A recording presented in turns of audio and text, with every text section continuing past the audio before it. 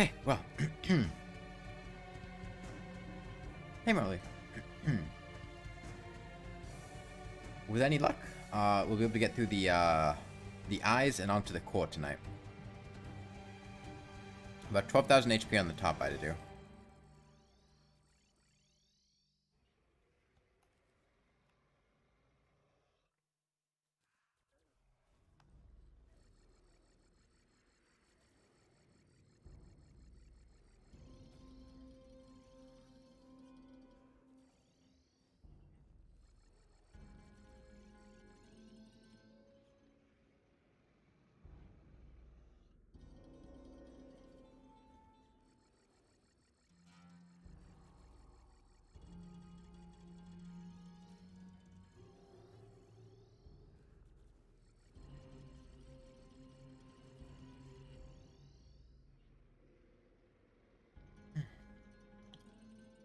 I'm pretty tired. But I really want to get through this this top eye tonight.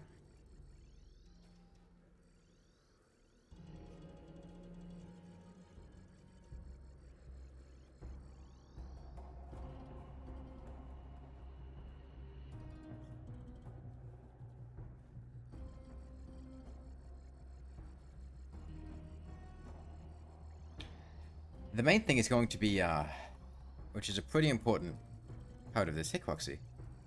I'd really like to sync up the True Eye of Cthulhu attack cycles, which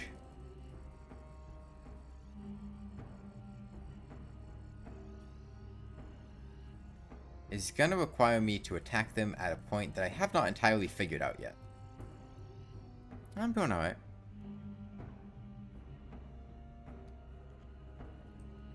You wanted to relive memories by watching Markiplier FNAF playthrough, and all you're getting is FNAF, so you delete it from your history to fix your recommendations? You could, next time you want to do something like that, you could just log out of your account. Or do it in, like, a private window that doesn't, have your account associated with it.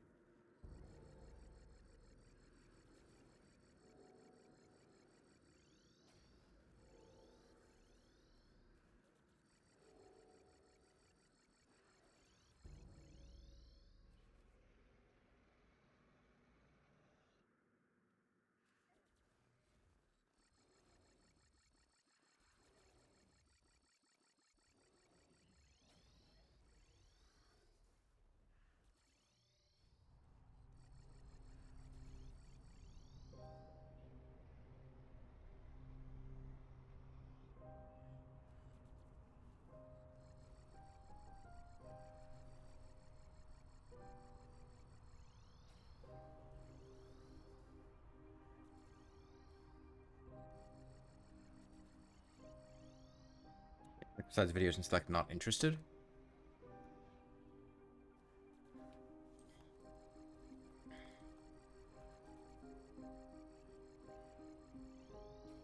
Yeah, I don't know exactly how YouTube recommendations work. I have them disabled.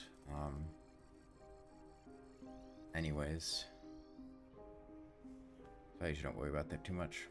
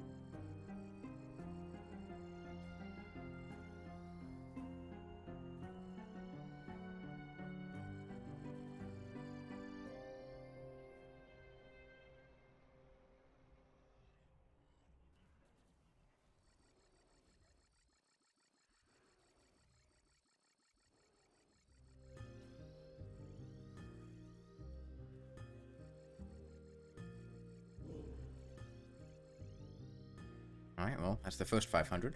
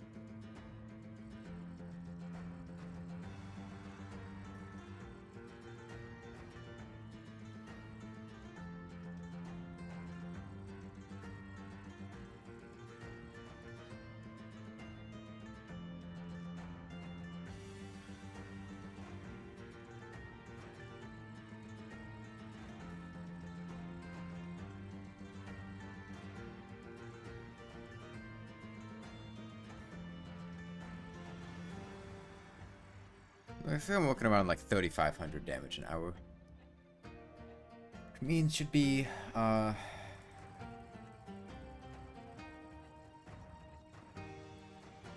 3 hours to, kill the top eye. Roughly.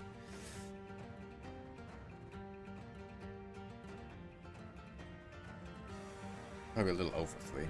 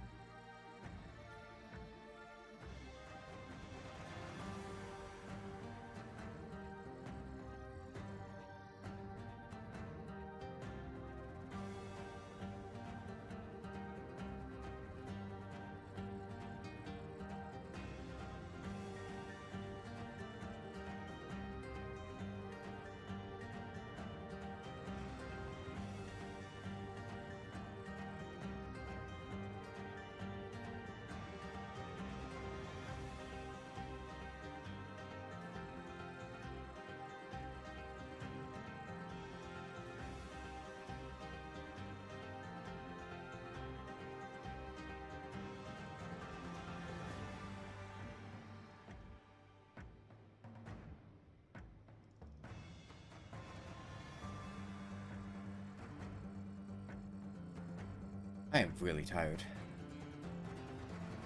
Hence why I'm being so quiet. I just do not have much energy. Especially not for streaming for 5 hours earlier. But I really want to get this done tonight.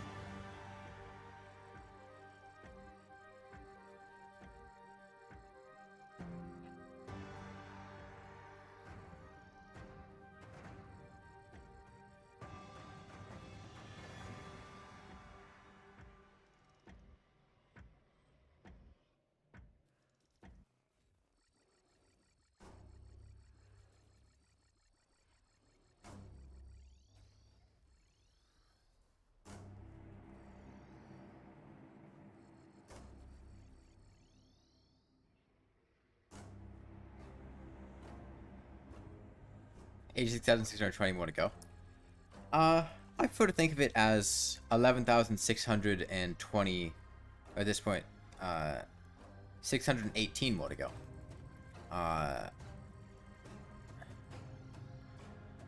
The core doesn't exist. The top eye exists. Right now, we're just worrying about dealing with the top eye. The core's a problem for another day.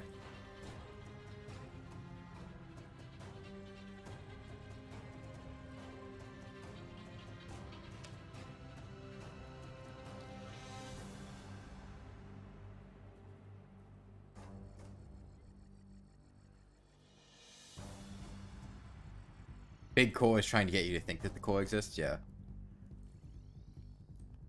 Never trust a core.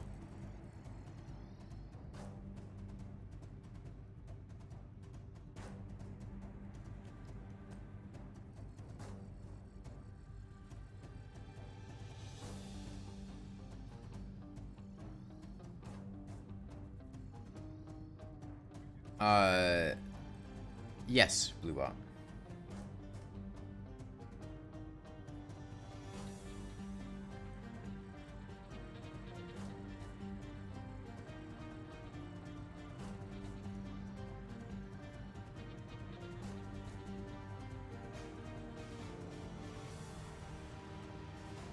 Electricity.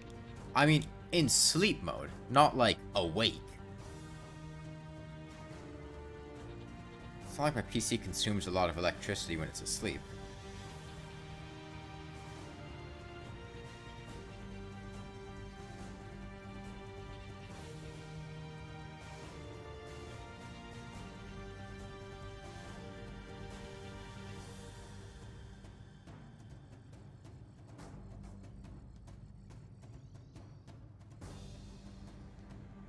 It's really not that much.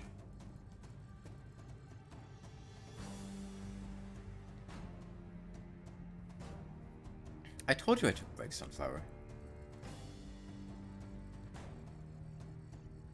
I have an RTX 2060, and I don't remember the rest.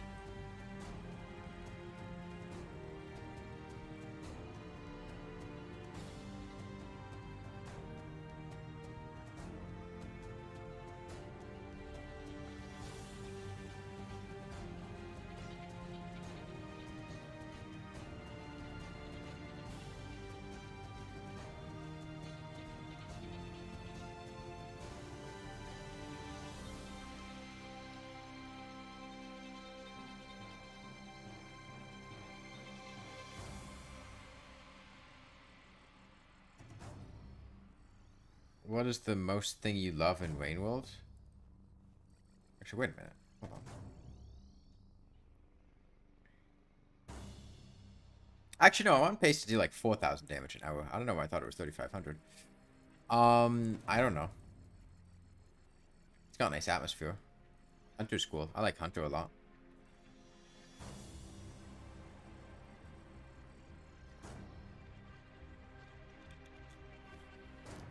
I don't think I've ever played a single game with RTX on.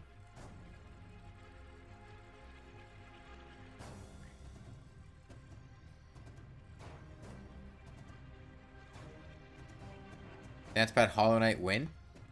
Like 7 months ago. I did that ages ago.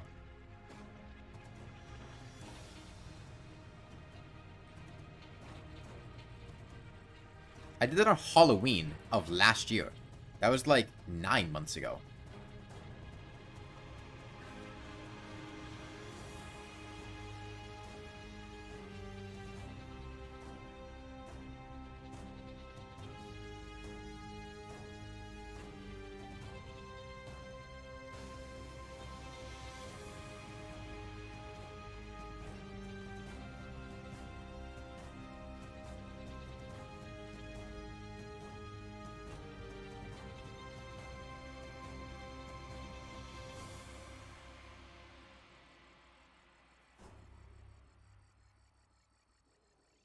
We gamers have one thing in common, we have no life.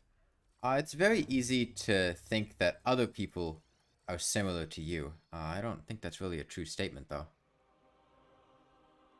It's like when somebody said during, when I was playing something in Rainworld that, like, we're all virgins. Like, no.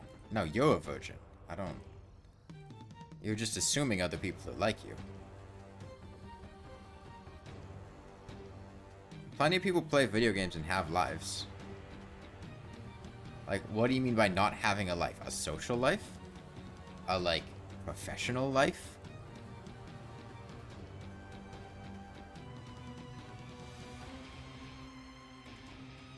There's plenty of people who play video games have both of those.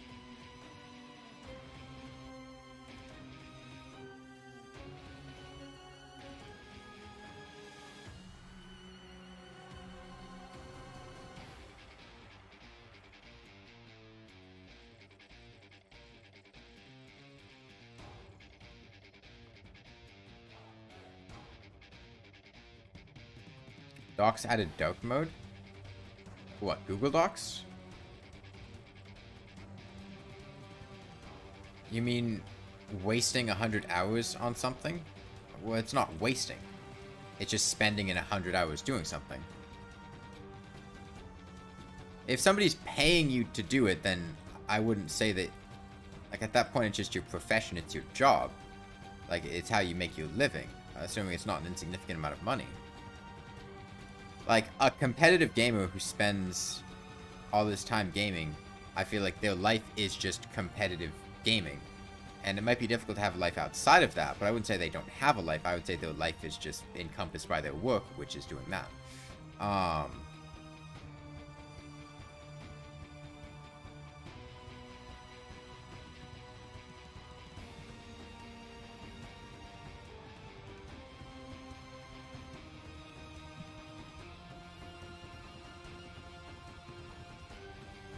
Most people just casually play games. Yeah, but are those people gamers?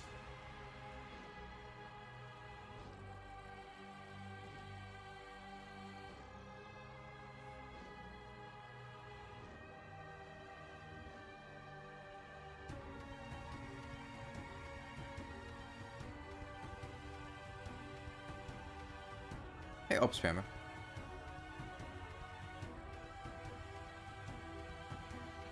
Moonlord Lawnmower? Yes.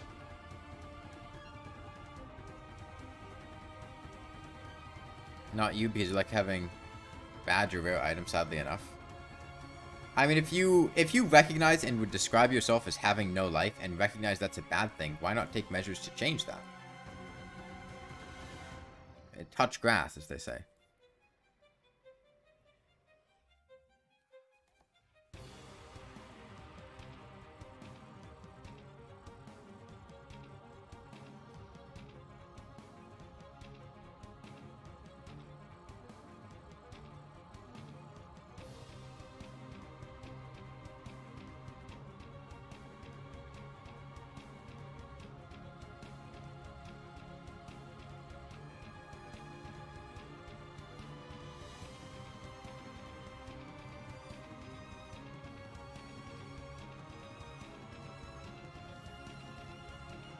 Get out and touch grass. Nice.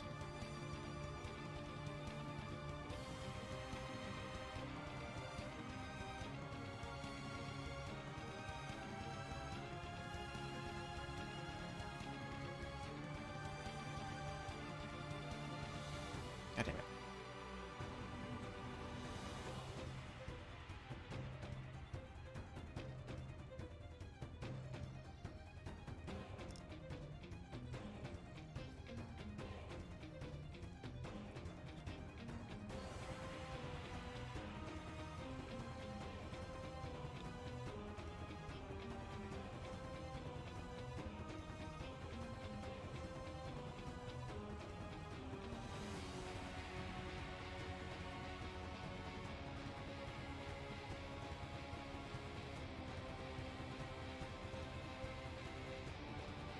What do I do after the eyes? The core.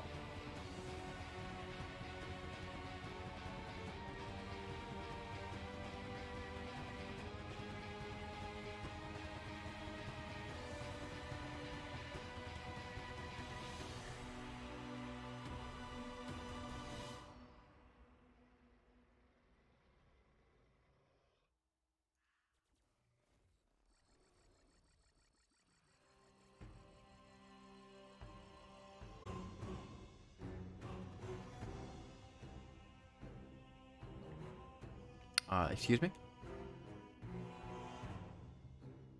Was what? Why did I seem to have just lost internet for like 15 seconds? No idea why that happened. Oh, that's weird. Okay. Hope it doesn't happen again.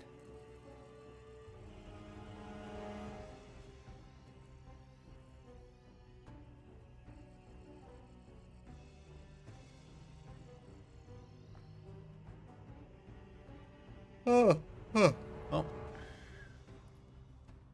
Down past 11k.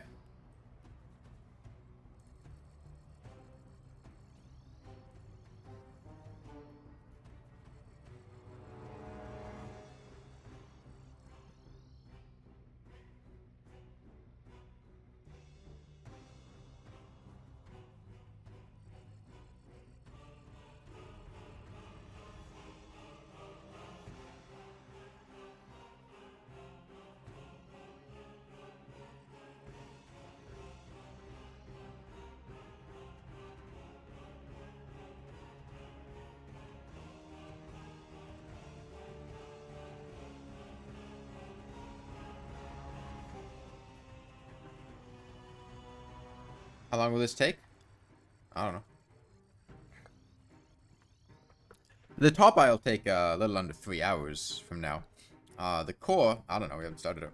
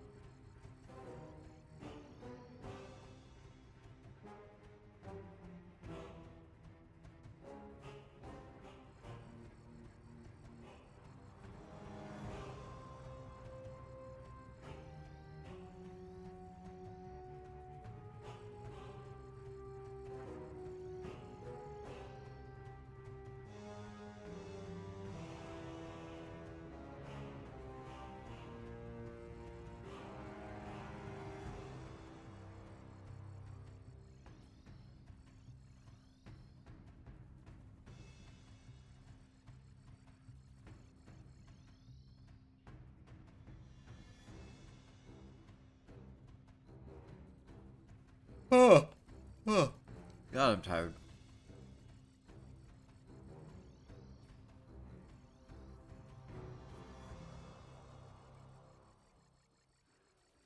I had some grilled cheese earlier for dinner. Grilled cheese and tomato soup. Probably had a bit too many grilled cheese because I feel mildly nauseous. Probably just because I had too many, but I mean, they're good.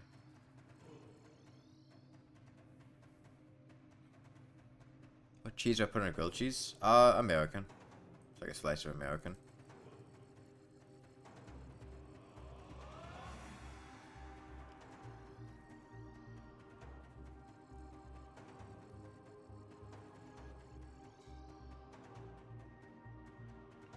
Yeah, I overdosed on grilled cheese. That's why I'm so tired.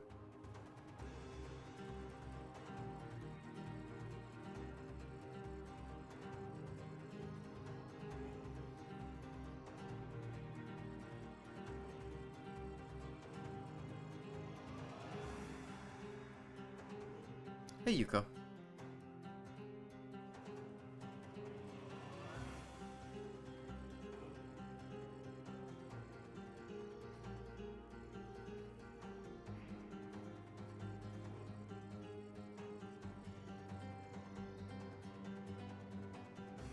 Speaking of OD, you're still trying to figure out what is considered an OD on ice cream? I don't know that I'd consider overdosing on ice cream to really be possible. I wouldn't call it an overdose. That implies there's a correct dose of ice cream. So last time I've eaten a banana? Maybe like a couple months ago? I don't remember exactly.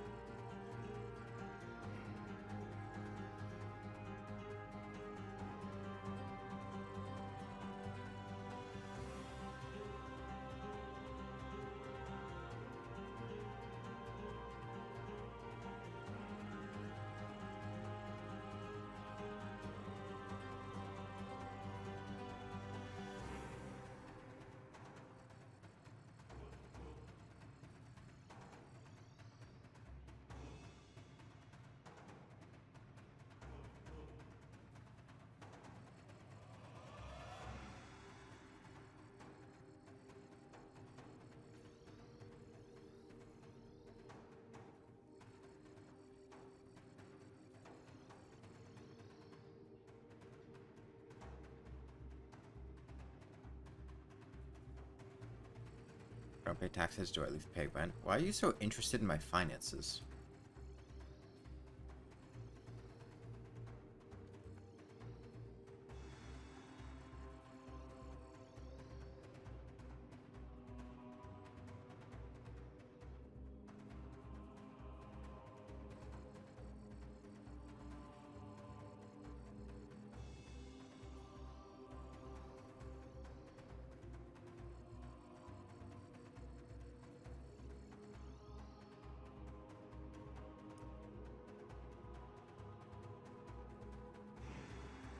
I just hear, did they change Magnetsphere's projectile? They didn't change Magnetsphere's projectile. They did change how Magnetsphere worked a little bit, but it didn't used to be like the exact same as the cultists' electric attack. It's always been you shot it out, it went on a slow-moving path forward.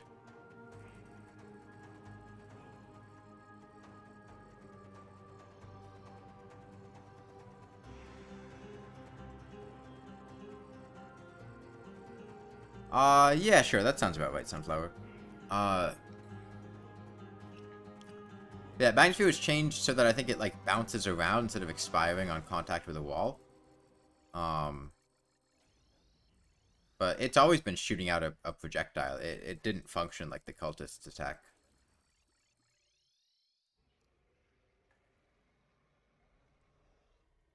I think you're just misremembering.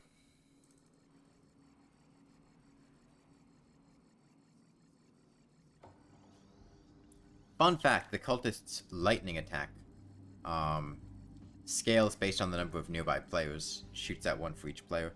How much money do I spend on bananas per year? I don't think I really spend any money on bananas per year. At most, maybe like $2 or $3. I don't buy bananas very often, and bananas are very, very cheap, so...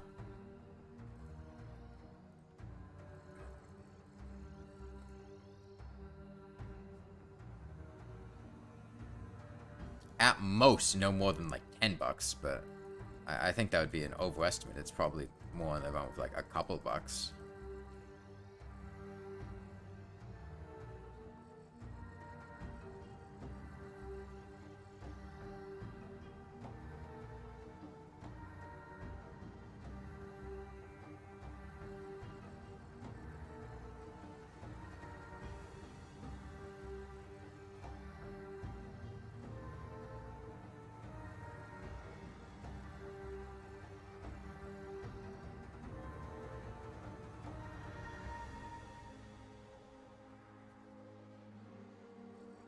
That is true. I do usually just shoplift the bananas. It's a really great talent. You can just shove a banana down your throat, and then close your mouth, and then just walk out with the banana, and they won't stop you.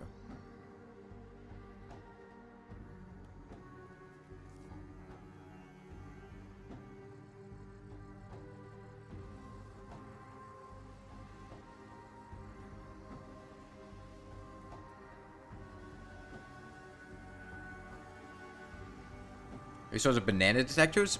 Gotta be careful about that one. Yeah, I know Target had started microchipping their bananas.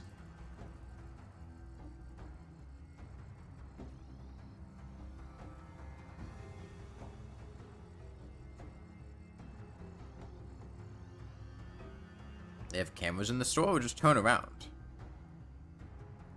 Bend over to tie your shoe, but shove a banana down your throat instead.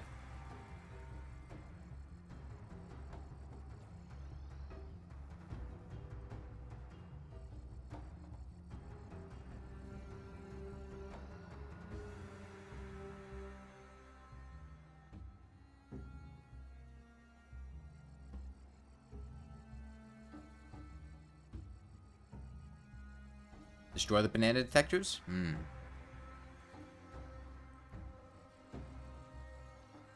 If you get a plantain, it can sometimes confuse the banana detectors. Like if you buy a plantain as you're stealing the banana, that can trick the sensor sometimes.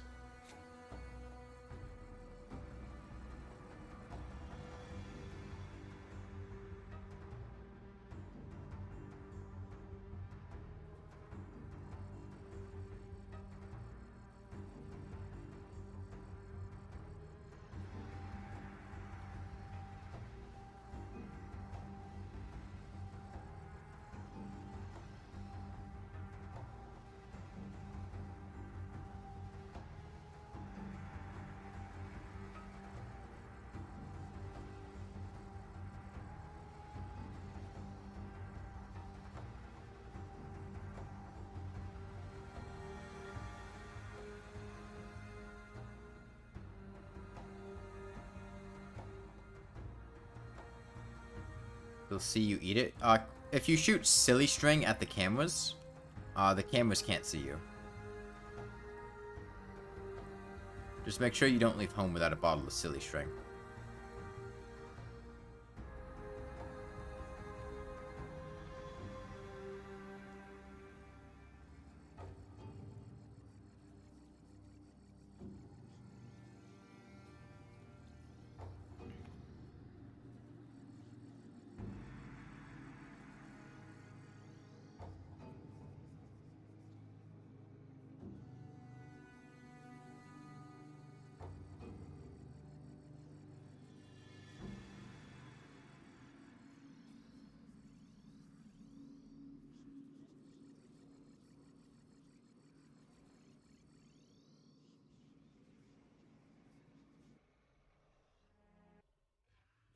Thank you, YouTube, for pausing the playlist with no reason whatsoever. I have to go unpause that now.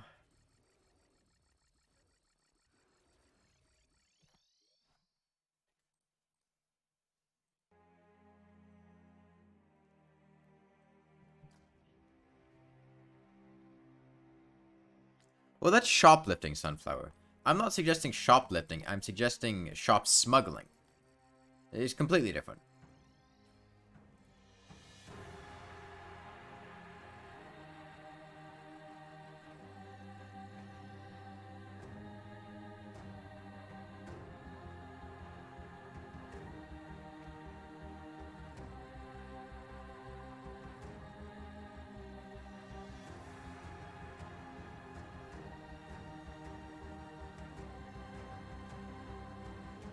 I mean, Chiquita doesn't fuck around when it comes to their bananas. They like, uh,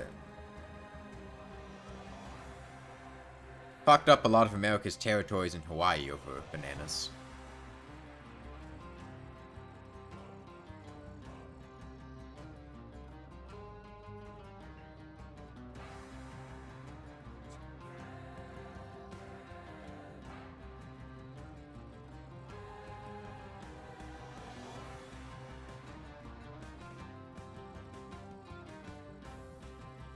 A deep freezer implies the existence of a shallow freezer.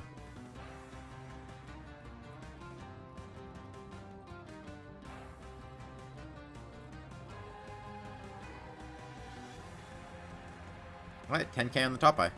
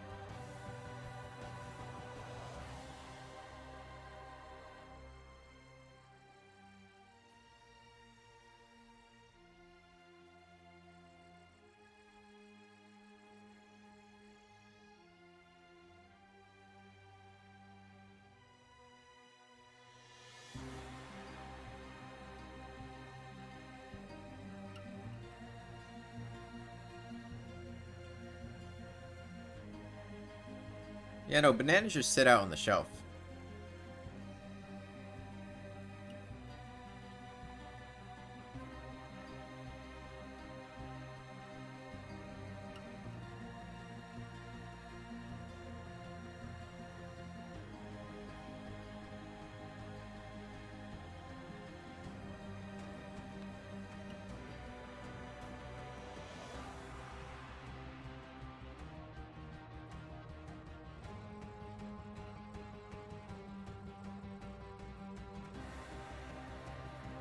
That's a bad idea. Bananas don't have a flared base. You could potentially lose a banana up there, and that'd be very inconvenient. It's you, Marley. What are you eating?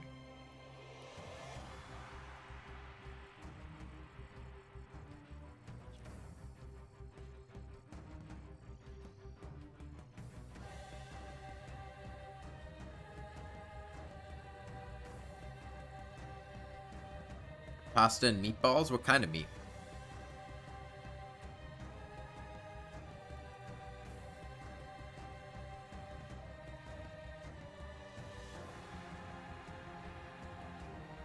Meatball? Ball meat? But like what kind of meat?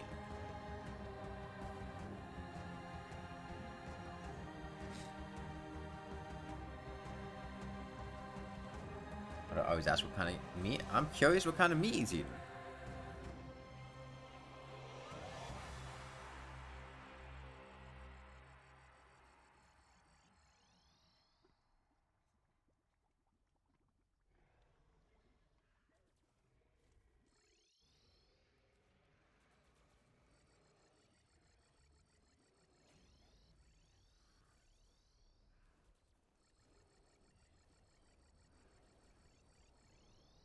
At this point, every 100 HP is 1% of the way from 10,000 to killing the top eye. So as of right now, we're 2% of the way done with the top eye if we consider ourselves to have started at 10,000. Which is a completely arbitrary decision, but one I'll choose to make.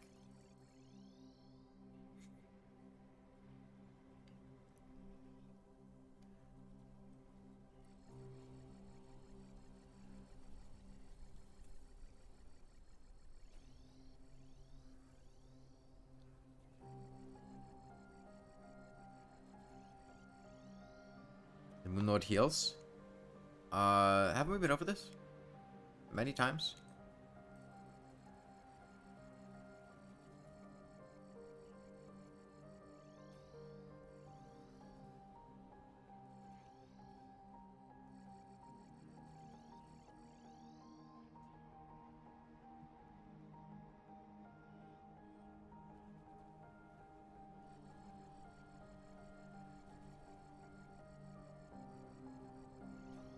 If you don't lick you, and if you just, like, chill where it licks you for, like, several seconds.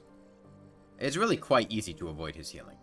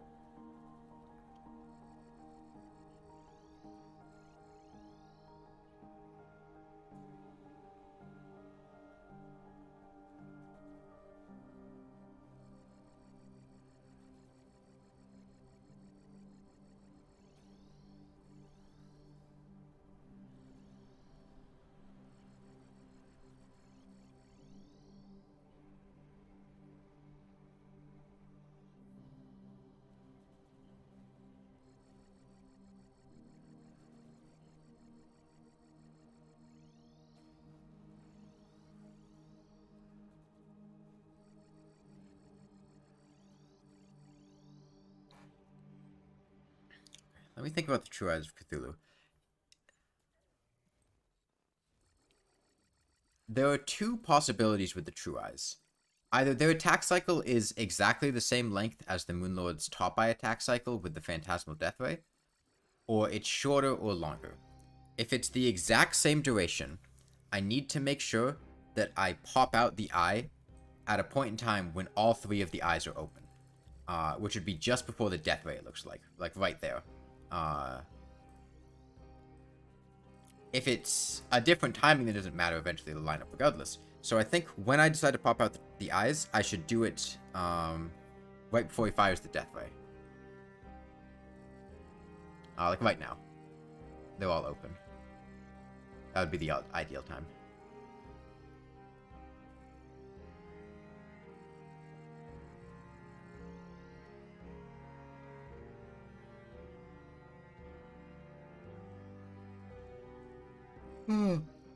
We'll see.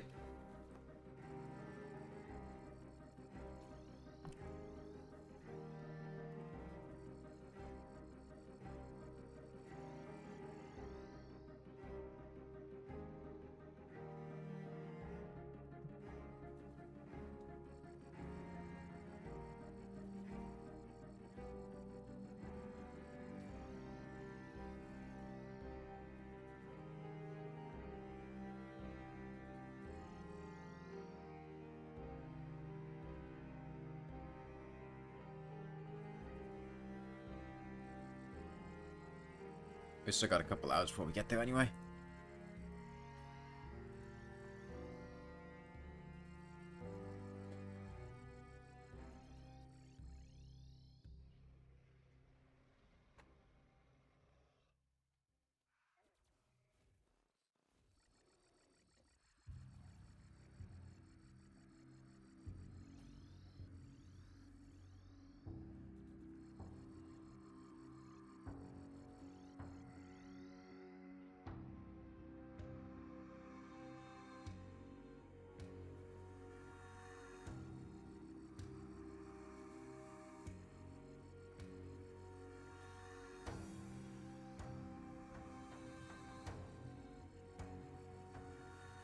Now we're 5% of the way down with 10,000.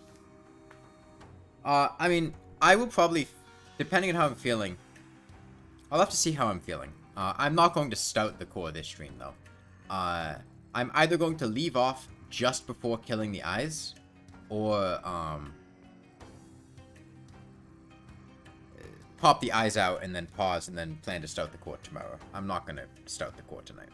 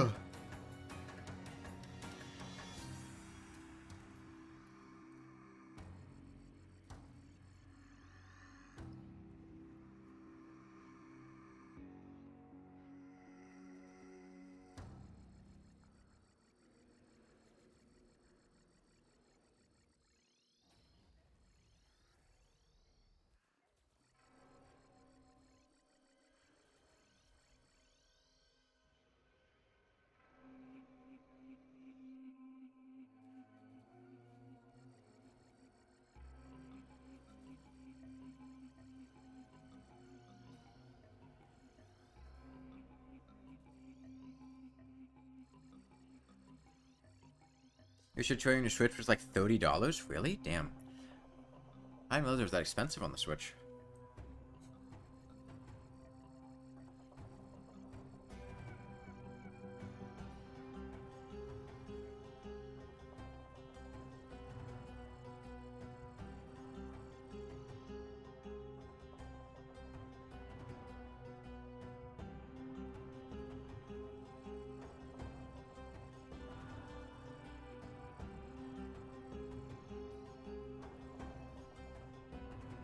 Spent $30 in Terraria total because you gifted it to your friends.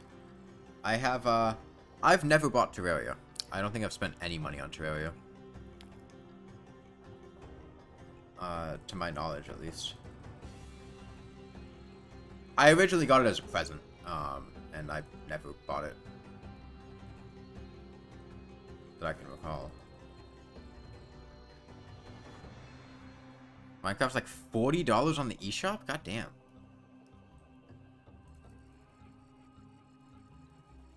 Well, how much does Minecraft cost on PC nowadays?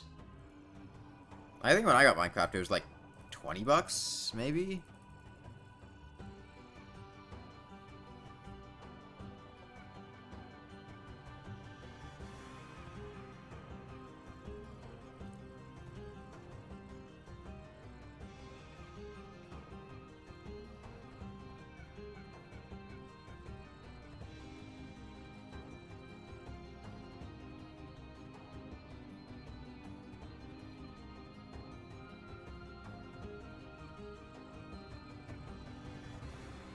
Again? Yes.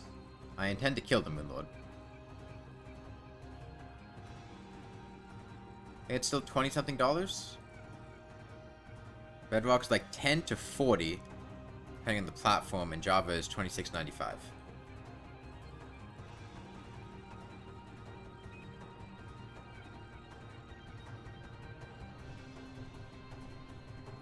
I'm streaming until I do the top eye. I want the top eye to be done tonight, not kill the Moonlord tonight. That wouldn't be possible.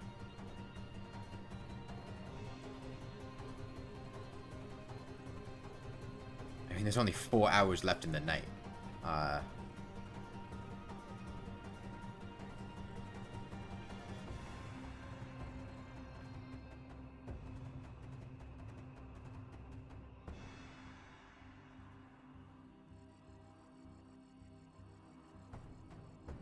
Those hours count.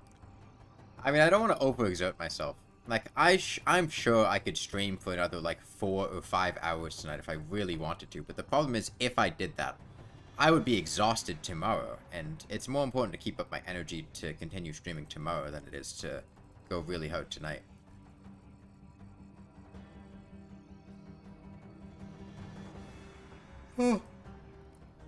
If anything, part of why I'm so tired now is probably because I went for like 4.5 hours earlier today.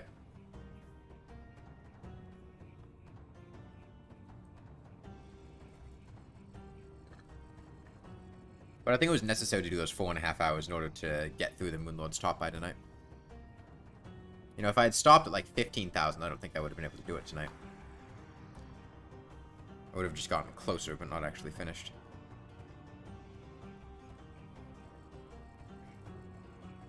But I see finishing within reason now.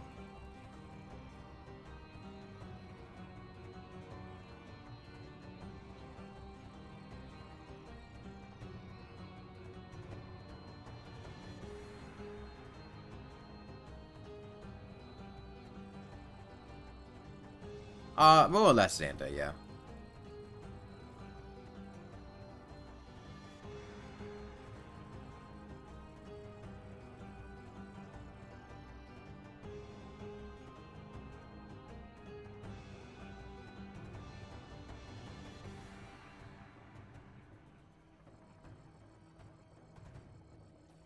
9,000 to go.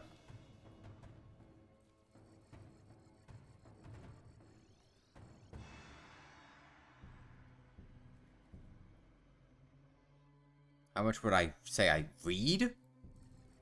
I don't really read books that much.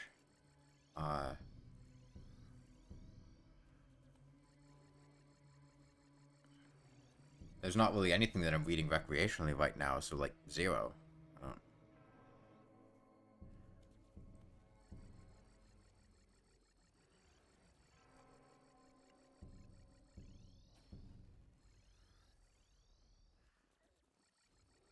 I can only spend my free time doing so many things. Reading is not one of the things that I really have time to do.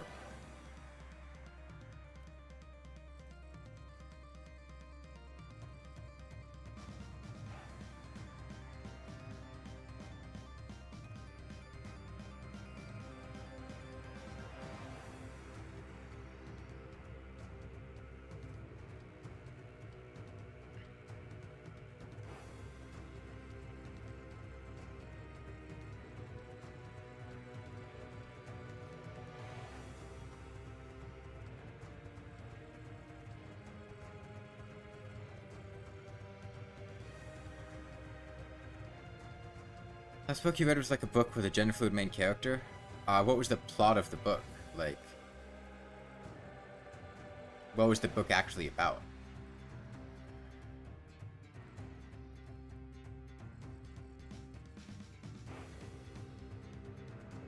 You forgot what the book was about? Well, what happened in it?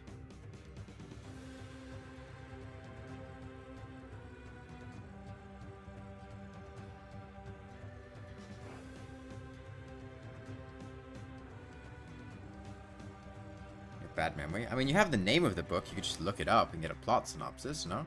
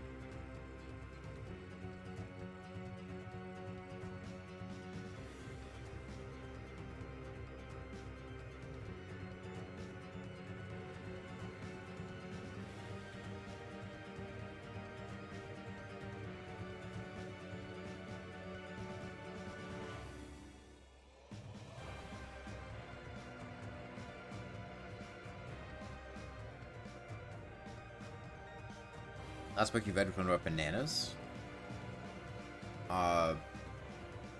Just like banana fact sheet.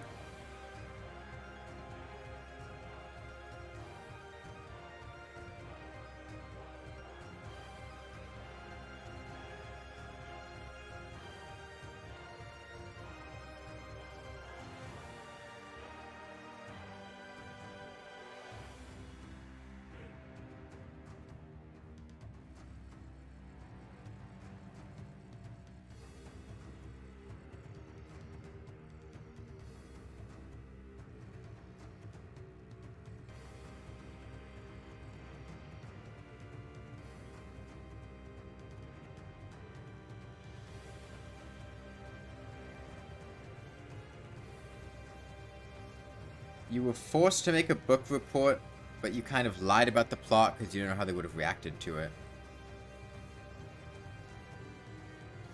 But what was the book about?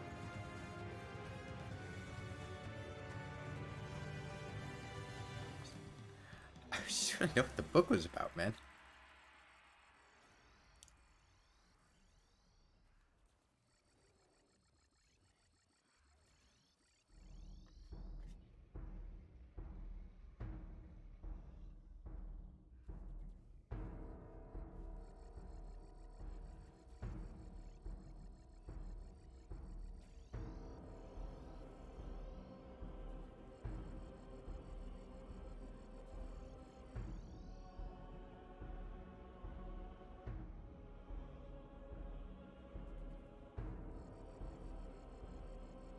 why the fruit was popular and the origin of bananas.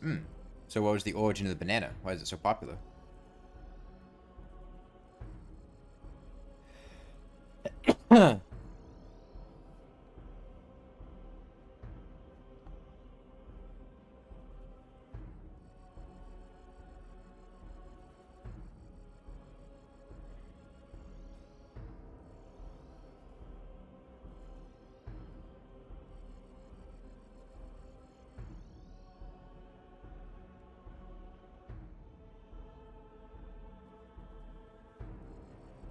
There's so many books people here own.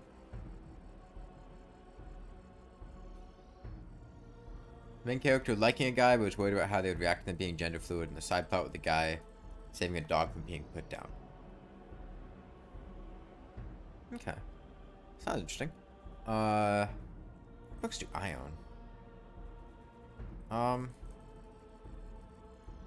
So I have the anthology of all of H.P. Lovecraft's works, which is one book, but it's like a bunch of, you know, short stories and novels inside of it. I have The Lord of the Rings. I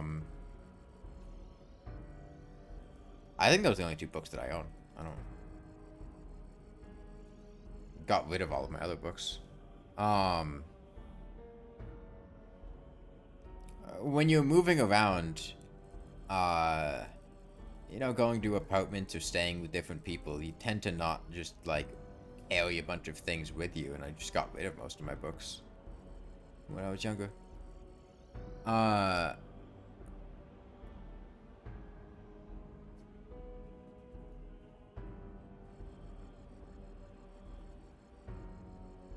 think about the dog being put down reminds me, it can be really difficult to convince people to put down an animal when they reach old age, and their life is just like miserable, and it can be really frustrating with people. Like one of my sister's coworkers has this dog that's really not doing well. From my understanding, I believe he's blind, deaf, and like can barely stand up and like drink water. But the problem is, like, they're so attached that like they don't feel like putting the dog down. But like, holy shit, man.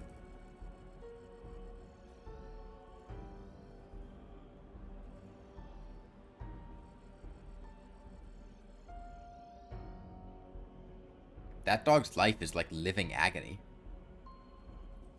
It's like 18 years old. The one I have, Sona, has like a red stripe on the top and bottom, and it has like a brownish background with, I think, like some tentacles or something. And it's called like the Complete Anthology of H.P. Lovecraft or something to that effect. I'm not looking at it right now, but I just like bought it on Amazon a couple of years ago. I used it to prop up an Ethernet cord for a while.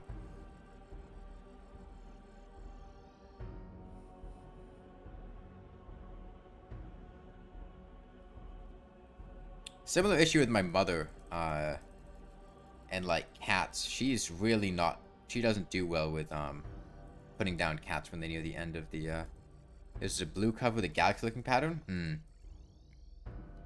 I mean, I'm sure there are several collections of his works. They're public domain. But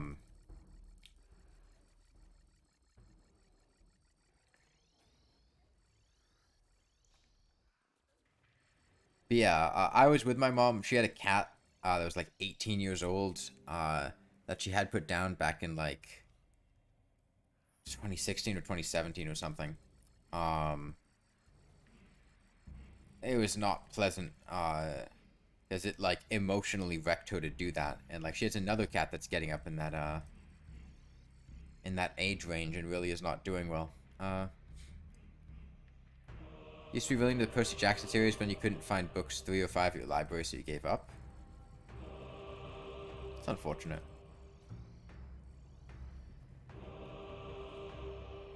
I read plenty of books as a kid. I just kind of fell out of it over time. Um, as my hobbies and free time moved to doing other things. Mostly playing video games. And, like, writing myself, for, like, tabletop RPGs.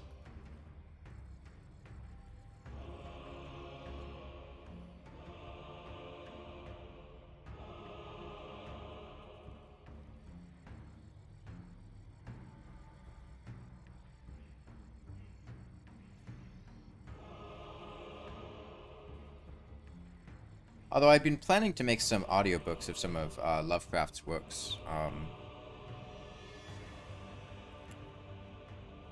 So I might, you know, read through those at some point. Well, read through them again, as I already read through most of them on stream.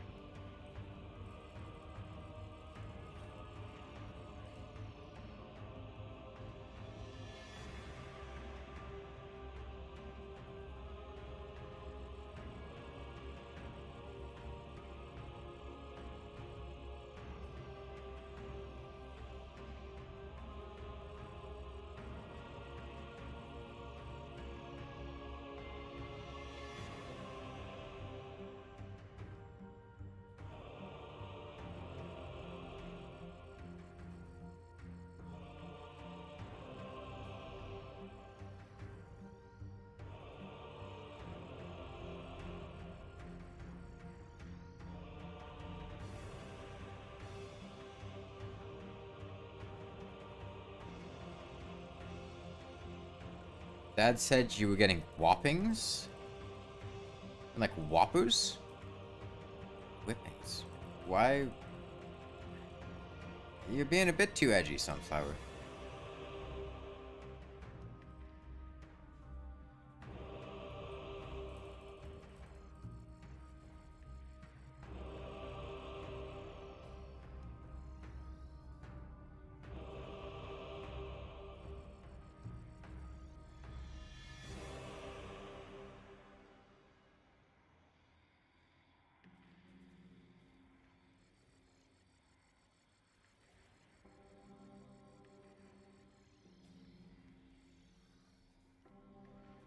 That's like feeling you never go out of books since you pretty much run a mini library at home. I mean, I don't mind books at all. I enjoy reading. I just feel like I don't really find the time for it, and I also don't have the. I just don't have very many books anymore. You just beat Survivor? Nice. How was it?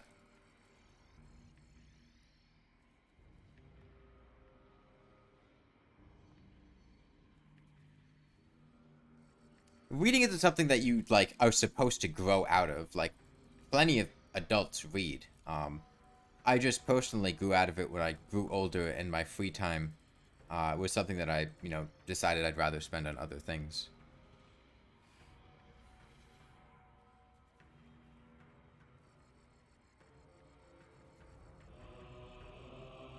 One can only have so many hobbies to devote their time to.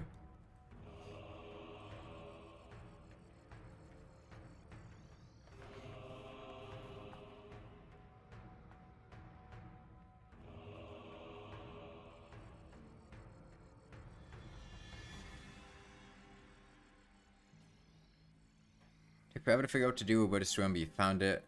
Lackluster and lost your slug pup.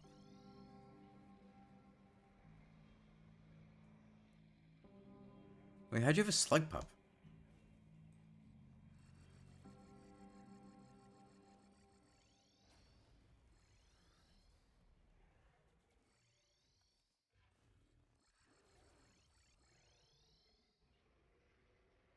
Oh, you played with Beastmaster. I really want to know the definition of it. I mean, it's not, like, bad. Being edgy is basically just being, like,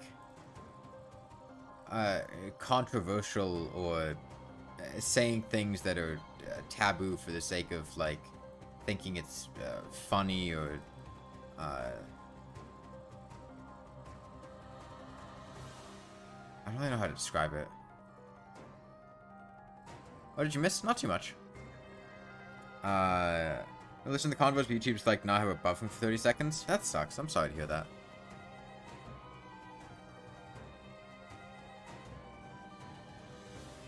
I mean, 5 Pebbles did tell you exactly where to go, Flumbus.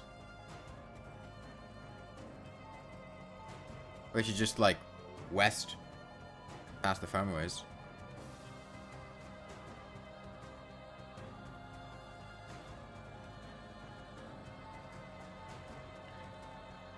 Like, genuinely, if you just, like, go from 5 Pebbles, leave, and then just keep going west, you'll get there.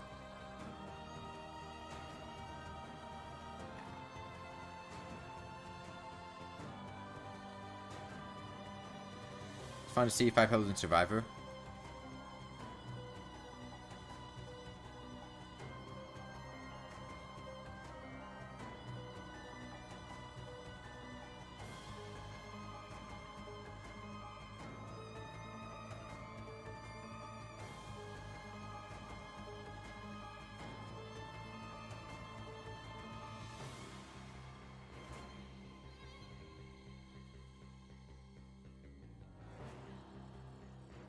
This reminds you of this argument with friends that you had about this milk thing, and some people can't have milk, it's weird, and your argument was it's not real, and their argument was saying that it is real? I don't understand. Playing Rivulet now? Nice. Which of the campaigns have you done then? I don't understand what you just said, Sunflower.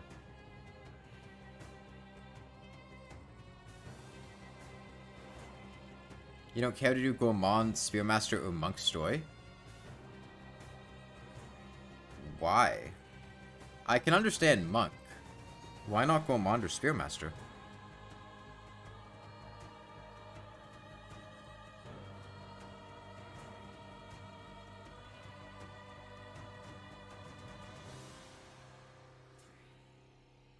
Maybe are they fun? I mean, I find Gourmand's campaign is basically just a relaxed, it's probably the most relaxed of the DLC Slugcat campaigns, and Gourmand has really fun abilities. And Spearmaster, narratively, I feel like is quite important. Spearmaster and Rivulet together build a narrative that's important for understanding Saint's campaign.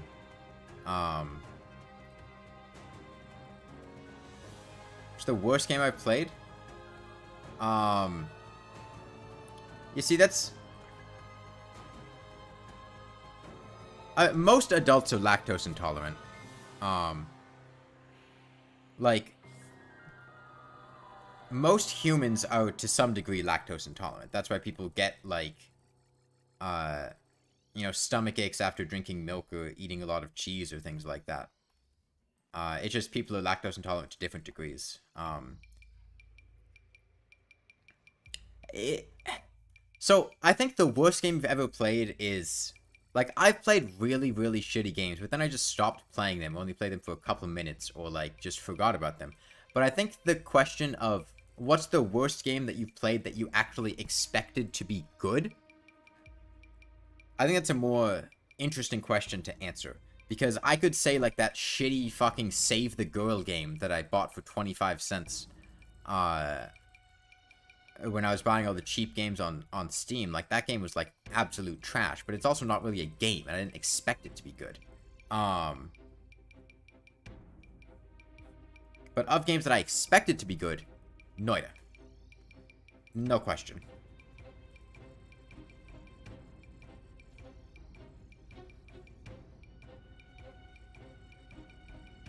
Literally Returnal. I haven't played Returnal, nor do I know anything about it.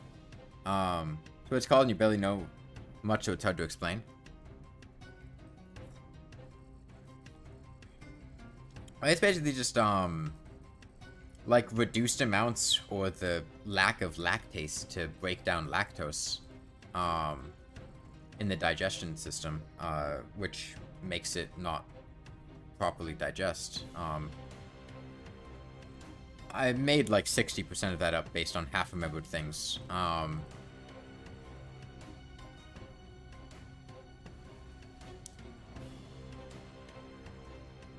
But it sounded right.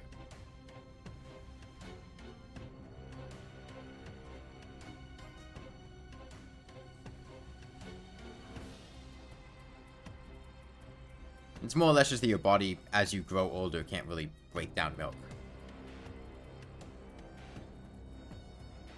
You only play 4 games, Terraria, Minecraft, Dead Cells sometimes, and Omori? I mean, why not play more games? Why limit yourself to those 4? You're saying that's not real because it seems so made up? No, it's real. Cats are similar. Cats can't digest milk. They're lactose intolerant. You shouldn't give cats milk.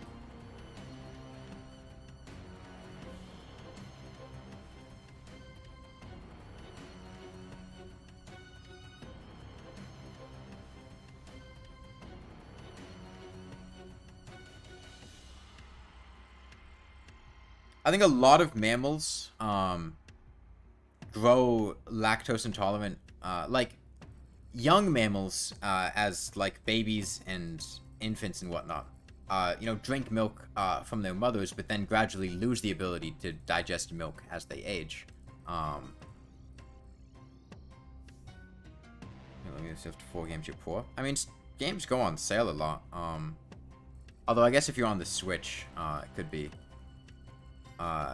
You know, sales don't get quite as nice as like Steam sales, and especially if you know, don't have a job and are young, it's understandable. But I know when I was young, I would just ask people to get games for me for like birthdays or holidays or stuff like that.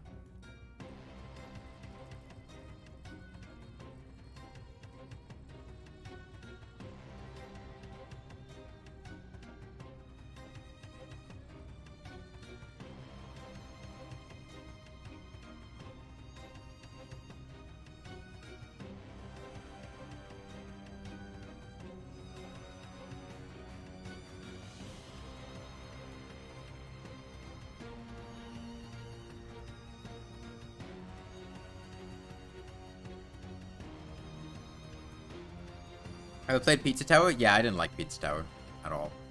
I recognize that Pizza Tower was a game that I'm sure people would like. But I'm not down. I don't like games that pressure you to go fast. And the whole game was basically just headache the game. There was so much visual noise combined with like the audio noises that it was just headache inducing trying to play it.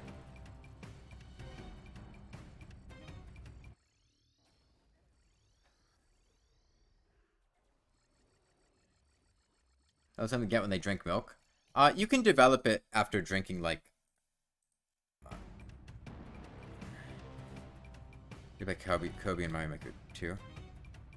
You quit so many times, but when it's good, it's really good?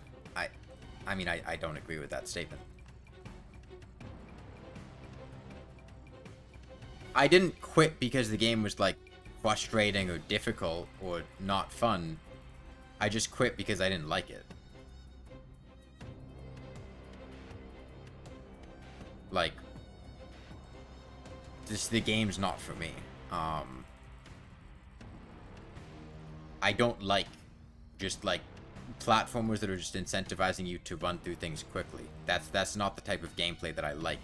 No matter how good or refined that gameplay gets, I'm never gonna enjoy it.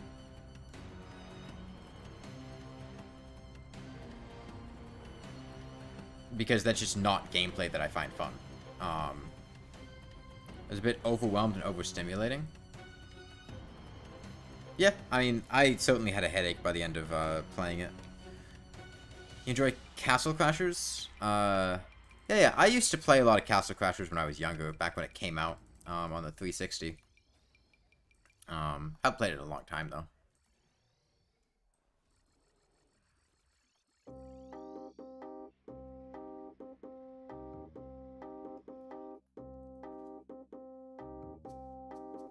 Internet had a brief lag spike, but looks like it's back.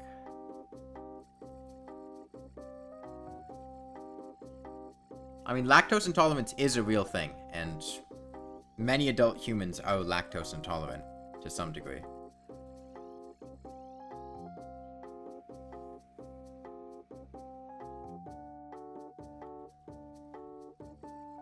I'd see a Quixie. Only really enjoyable in multiplayer? Yeah, I remember people had, back in the Xbox days, a bunch of hacked accounts with, like, max levels or whatever. Oh, specifically bank elevator music, not just bank music.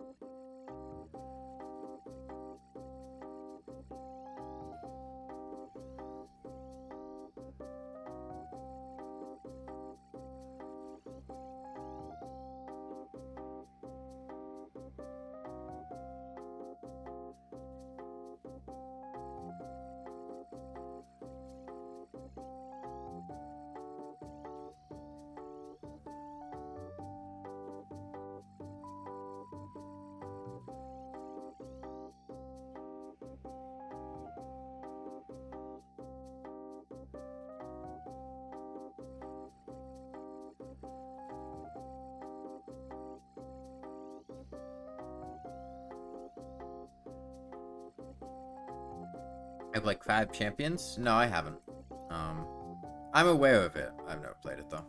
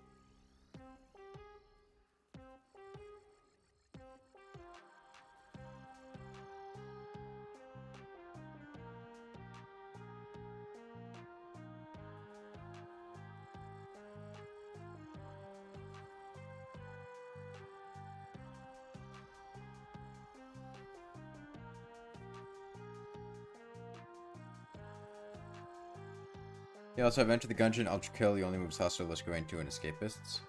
I played Enter the Gungeon once, doing Steam remote play with a friend, and it was just super laggy. But Enter the Gungeon didn't really seem like a game that I would want to play that much. Ultra Kill I got, and I played through the like base levels that were added at the time, but I didn't want to go back and play Ultra Kill more until the game was finished. Risk of Rain 2, I got and I played, but I kind of just got bored of it quickly. And it really wasn't fun to play on stream, I felt like. It just felt very aimless to me. And I'm not sure what Escapists is. Your only move is Hustle. I've heard other people talk about, but I'm not really big on fighting games. I played a game was just really good, but then you reach a certain point and its quality just sharply lowers. Yeah, I mean, plenty of games are like that.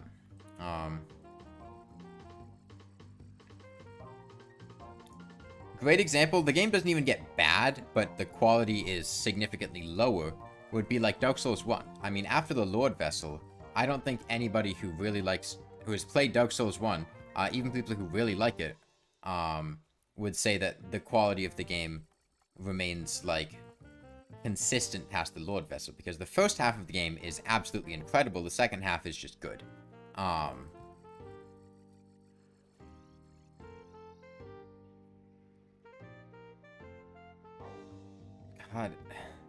my internet keeps not, I keep seeing brief moments of red. Yeah, I mean, plenty of games have quality decline. It's hard to keep games consistent for, you know, the entirety of a game.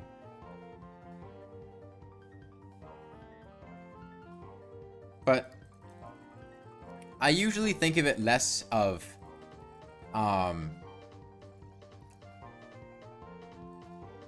the game getting worse, and more just, the game was better, now it's back to normal. Do I have all achievements in Terraria? No. I didn't get the 1.4.4 ones yet. I just haven't felt like it. I'm sure I will at some point, but that time has not yet come. I've had better things to do than go, like, purify a world.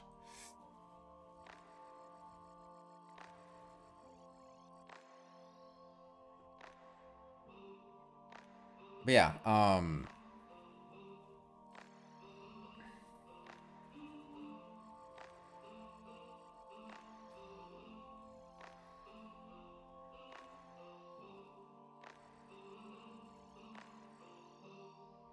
I've gotten the Deoclops one. Yeah, that was 1.4.3.6, not 1.4.4.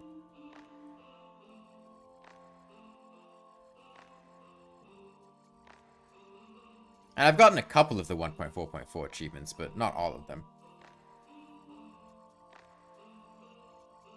I haven't gotten the Purify a World one.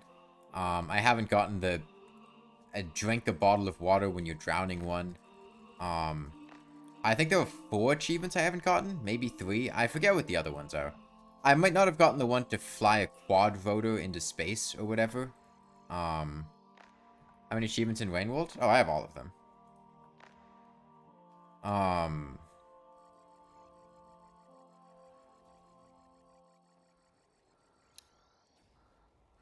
My favorite part was when they were developing the DLC for Rainworld, and there was a period of time where Rainworld had added a bunch of achievements, and they were just, like, unnamed. And they were just called, like, DLC achievement number 1, DLC achievement number 2, DLC achievement number 3.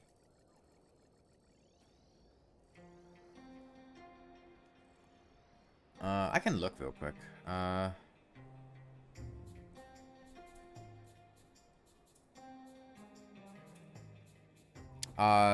Yeah, I haven't gotten Purify a World, drink water while drowning, fly a quad racer to outer space, and get all the slime pets. I just haven't felt like it. How long would it take you to 100% it, and would I recommend it? What, Rainworld? There are only 2 achievements that are remotely difficult to get in Rainworld, and that is Expedition Leader and Champion, which require you to 100% Expedition mode and do all of the challenges. Both of those achievements are quite time-consuming. Expedition Leader in particular is quite tedious. Neither one is... well, Champion's going to require you to do Challenge 70, which is probably the hardest thing to do in the game.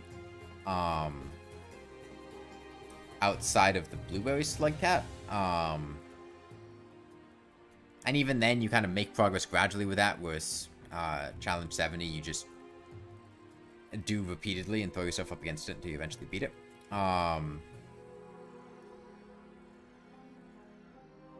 And Expedition Leader just requires you to do a bunch of expeditions. It takes a while. I think it's worth 100%. Like, it's not particularly difficult to 100%. I think it's fun, but... like, ultimately, it's up to you. I can't tell you whether or not it's worth 100%ing. That question comes down to you. I can tell you that the 2 achievements that are going to give you difficulty are Expedition Leader and Champion. Slimes are cute. I've talked about this before. I don't like the town slimes in Terraria. I don't mind their existence. I don't mind them being there in moderation. I hate the fact that there were like 8 or 9 of them, or however many there are.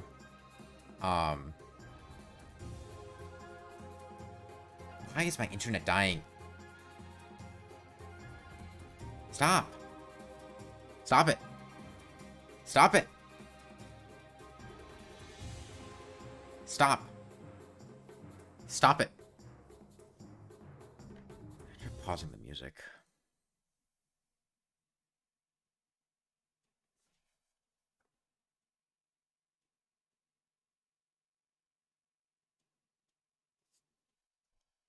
Oh, it's still... what the fuck? Stop.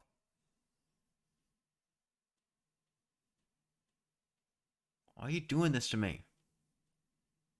We good now? Looks like we're good now.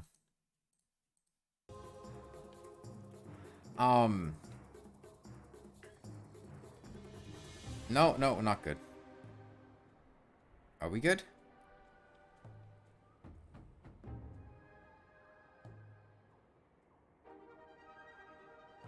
No, no, we're not good. Give me 1 sec. I'm gonna reset something real quick, see if that helps.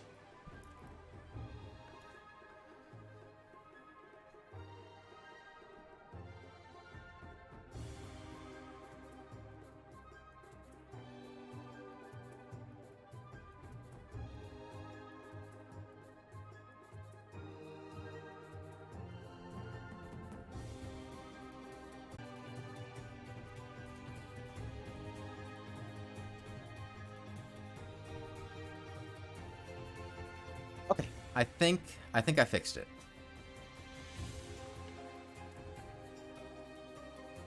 I think I fixed it.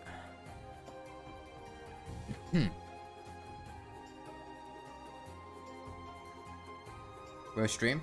I told you I was gonna go restart something real quick.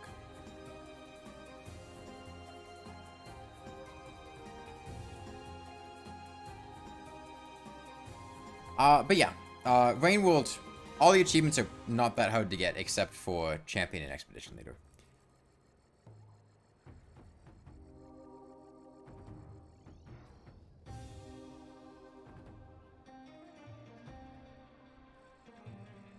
I have advice for mental support?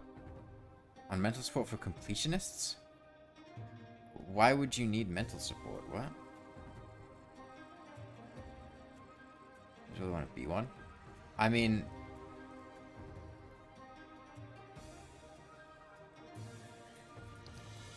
my suggestion would be only commit to doing something like that if you want to do it and enjoy doing it. Don't do it just for, like, clout or because you think it'd be cool to do, because then you're just gonna have a miserable time doing it.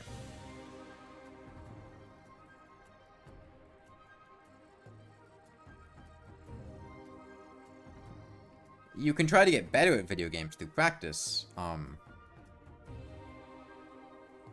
but being a completionist usually requires spending a lot of time, and a lot of times doing very difficult challenges for achievements, and that's not something that everyone's going to be up to.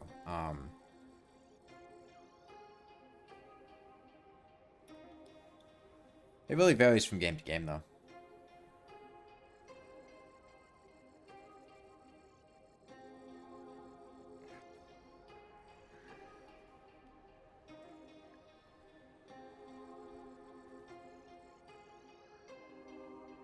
You have the goal of the all metals room? I don't know what that means.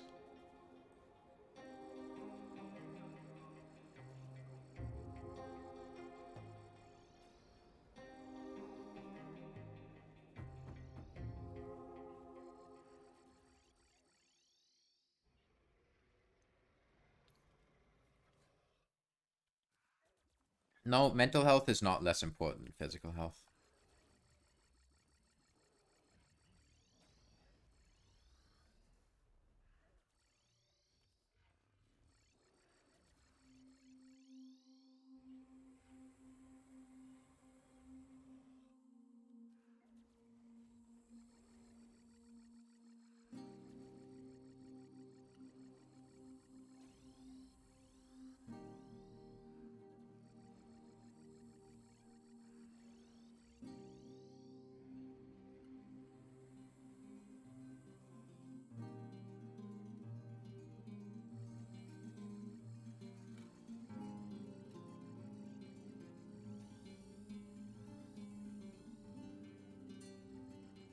If you have one, you can have the other? What? Yeah, let's just move on.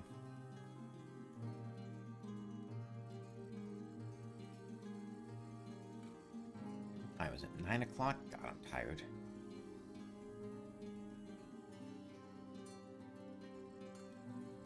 I'm about halfway done with this stream, though.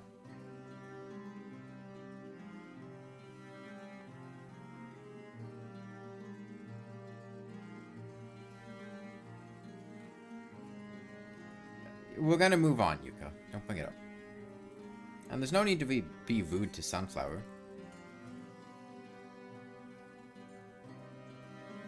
We're talking about the completionist part. I mean, like, I don't know how to teach you to have a healthy mindset and good mental health when approaching a problem like that.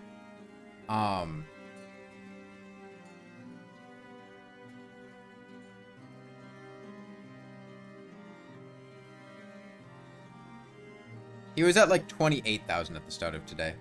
Or maybe 29,000, I forget. Just a little below half.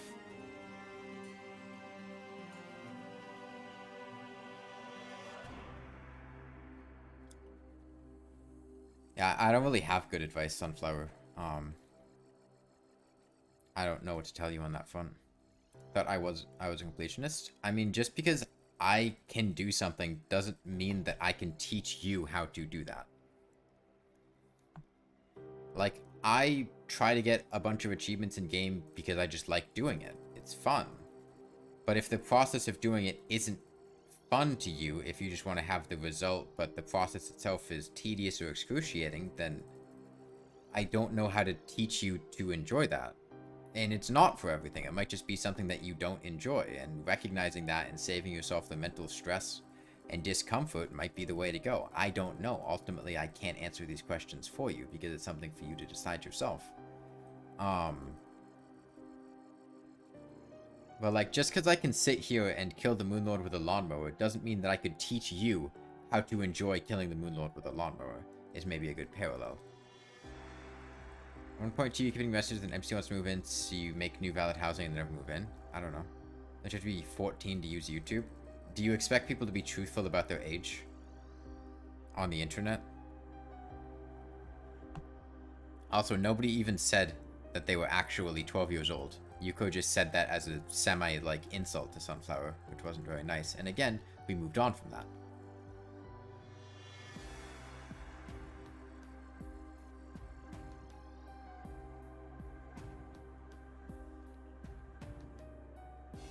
Meatballs were beef, chicken, and chalk. Okay. God, I was scared. My grandmother made pork skewers.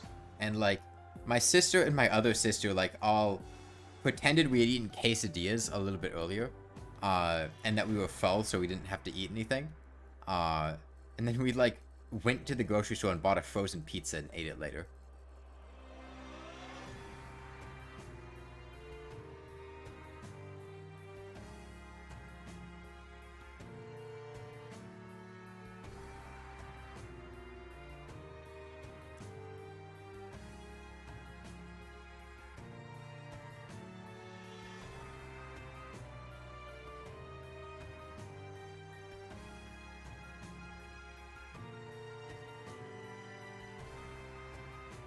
Throwing pork on a stick.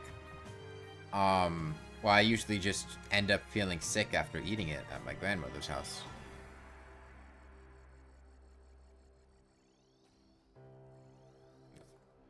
That's the extent of it. I mean,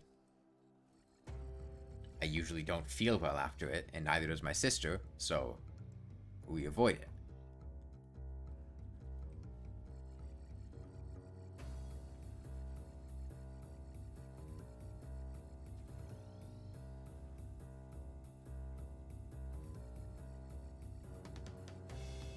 Okay, Sunflower, I'm not trying to do like a deep psychoanalysis of like why things are...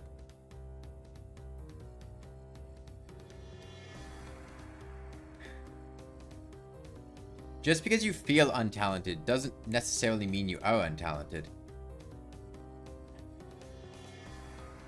There are two paths to talent. One of them is to be born naturally talented, and the other one is to develop that talent through practice and effort. And anybody who is really good at something is going to be a combination of both. Nobody is born naturally just a god at any given talent. People who are skilled and then practice will get to be really good at it, but you can also be good at something even if you're not good initially just by practice and trying and effort. So saying you're untalented just means that you're not talented at something right now, or you haven't found what you're really talented at.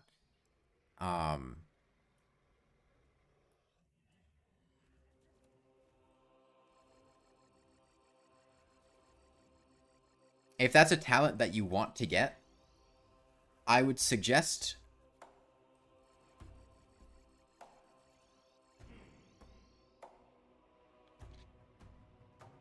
certain games are much easier to 100% than other games.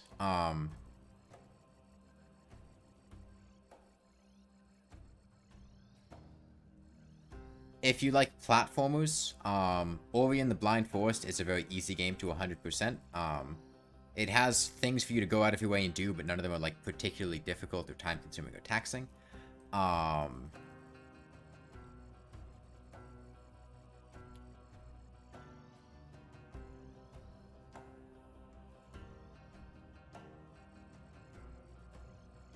If you're into like Souls-like games, Dark Souls 1 is the easiest of those to 100%. The ones after that get kind of miserable with farming, but Dark Souls 1 itself isn't terrible on that front.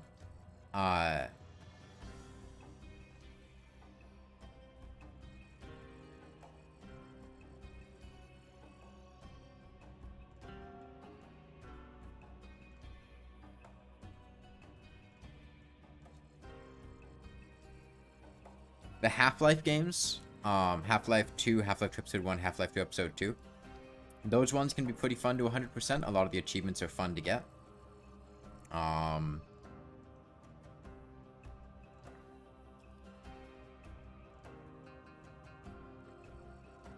You're still untalented? No, again, it's not that you're not talented, it's that you haven't developed your talents or you haven't found something that you're really good at yet.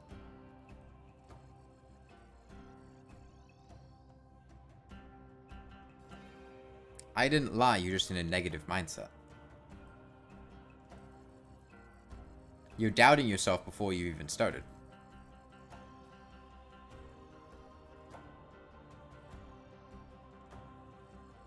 If you convince yourself of something before you even try it, you're going to make a self-fulfilling prophecy.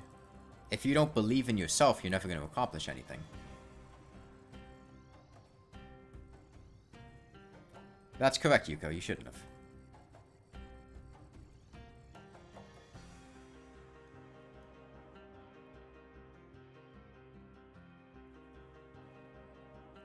Like, I used to suck at video games, comparatively. Like, back when I was a kid, back when I was even like 15 or 16 years old, I was much worse at video games than I was now. But I got to where I was through practice, and effort. And just because you're not good now doesn't mean that you're never going to be good. And if you convince yourself that you're never going to be good, that you're untalented, that there's no hope of, you know, having any amount of ability or skill, then of course it's never going to happen. Because if you don't believe it yourself, if you don't believe in yourself, then you're destined to fail.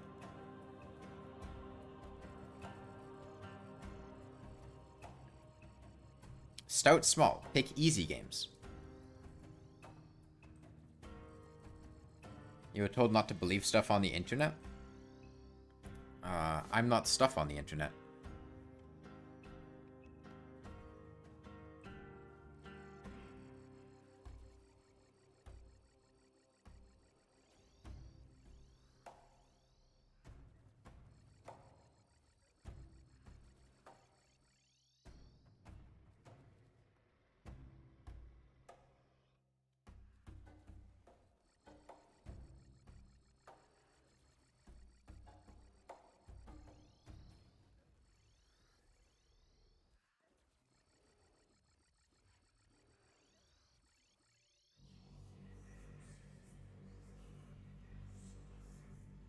Biting off more than you can chew is a common cause for people that are trying to get into some hobby or skill or talent, which then, when they fail at that, causes them to become discouraged and feel like they're never going to get good at something and never be able to improve and never be able to do anything.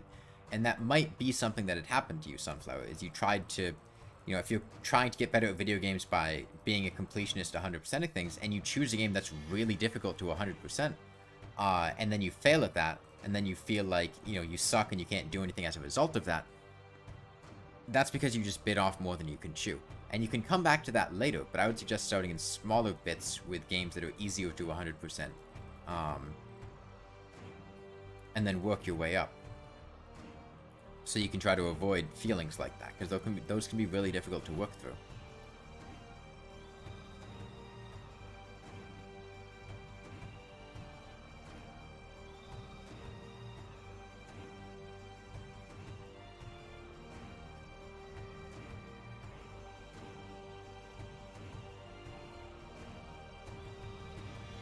You don't want to start an argument, so you're going to rethink the past, like, 7 years of your life?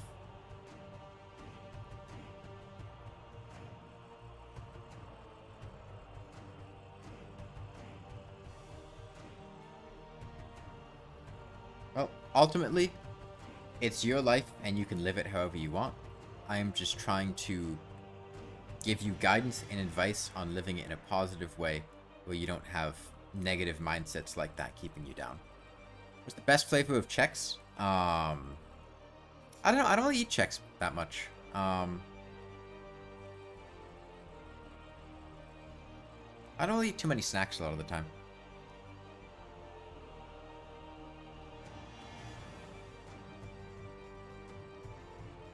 I like salt and vinegar potato chips. That's not a Chex Mix flavor, but just like as an aside. The cereal? I don't think I've ever had Chex cereal.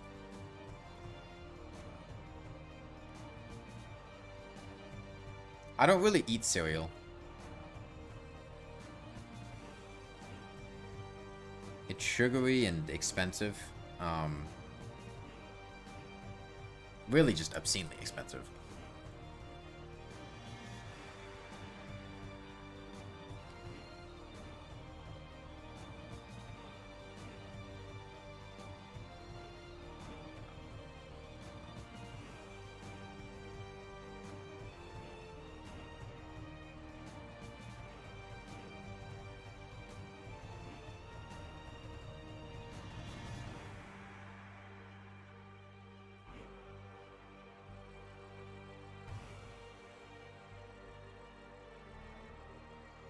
Look, Sunflower, I don't know what to tell you. I would suggest if you're in a really negative, depressed mood, I don't think this is the time and space to rant about it.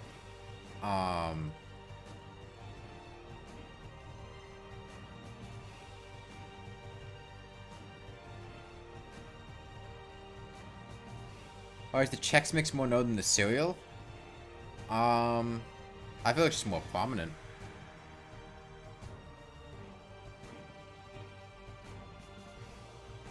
Like, I'm sorry if you're struggling with a lot of emotions, but I don't think this is the environment to go through why your life sucks and you're not talented in anything.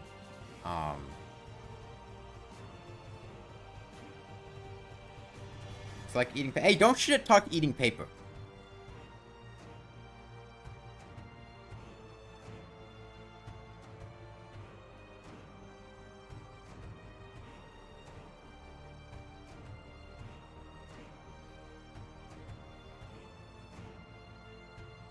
Yeah, Marley, ban this guy. Shit talking eating paper. What does he know?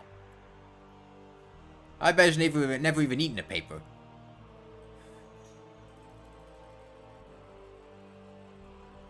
Look, in general, I don't want to have prolonged discussions about, like, depressing topics like why your life sucks.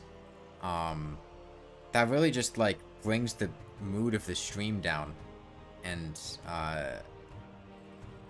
it makes a lot of the stream just about that, and that's not something that I want to do. You ate paper in 5th grade? Oh, you're a kid. Kids don't have taste buds. I'm not talking to you only, Sunflower. I'm talking as a general statement to other people, in case they have similar feelings at any point in time. It's just processed wood. Yeah, and? You ever had, like, a wood-smoked salmon or something? Right? That wood flavor? That wood flavor's good.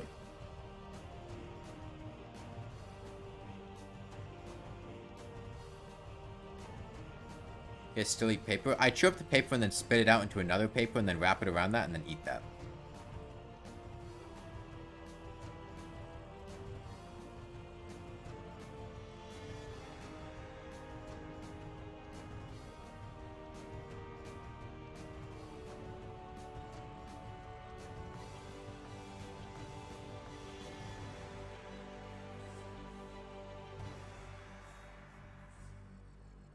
We're moving on from it, Time Death. Let's not keep bringing it up.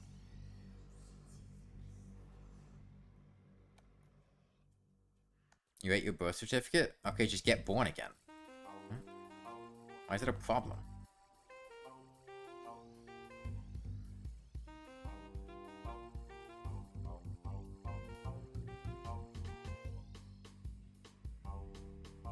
You've never eaten paper? Okay, you're missing out. Personally, I like my paper teriyaki flavored. You know, stir-fried with some vegetables.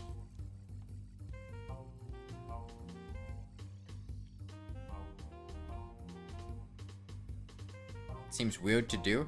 I'm sure you could describe most things as being weird to do, depending on, you know, the framework of how you look at it. Like, you might go, oh, it's so weird you're eating paper, but the way I would look at it is, you know, trees are plant matter. Paper is just a processed plant. You're really just eating a plant, right? Paper, potato, they're basically the same thing.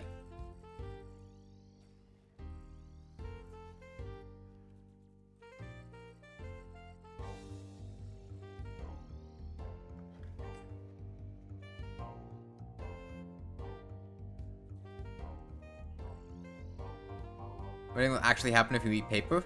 Nothing. What do you mean? Like, it would just pass through your digestive system and nothing would happen. You're not gonna die because you ate paper.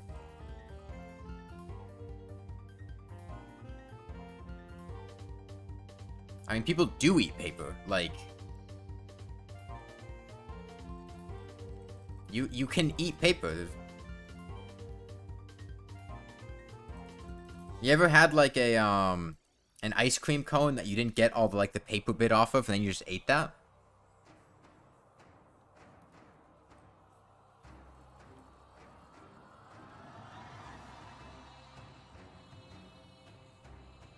As a child, you nearly choked in Play-Doh? Not on Play-Doh, in Play-Doh? Like you were in a giant, like, ball of Play-Doh that was consuming you and causing you to choke because you couldn't breathe? That's a nightmare. You move over a ball pit, you just got the Play-Doh pit. You shove kids in there and they're never seen again.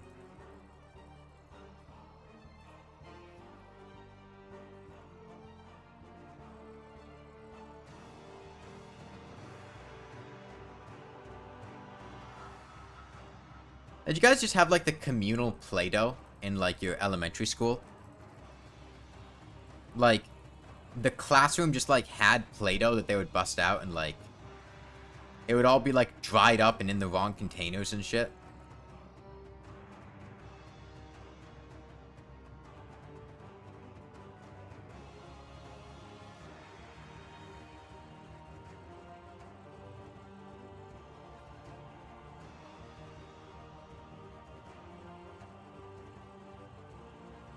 That's what the paper wants you to think, Yuko.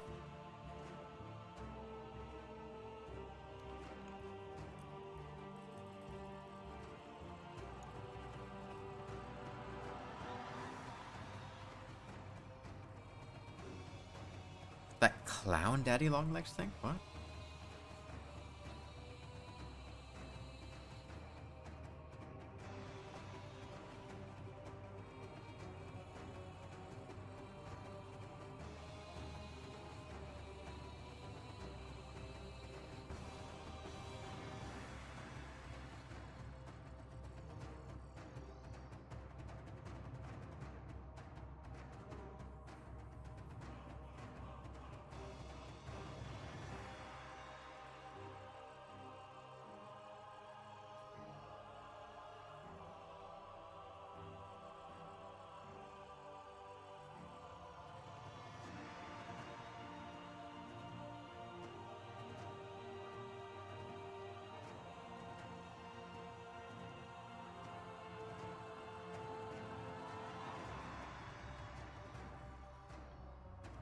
I don't know what you're talking about. Like a mod? I assume it's just like a mod. That Weeskins Daddy Longlegs.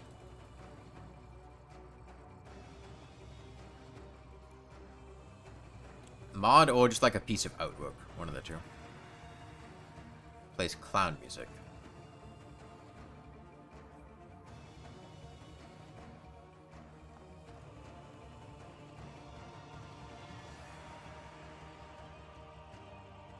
I think I maybe remember seeing that when I was looking through all the Rainworld mods when I did that modded playthrough.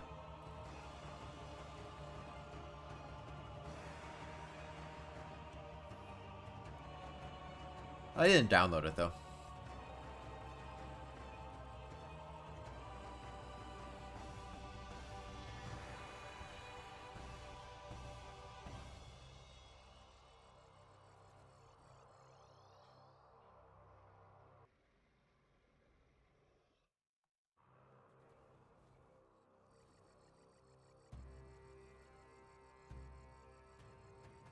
$100 is like 2 calories? Shit. Alright, so it's like a dietary option.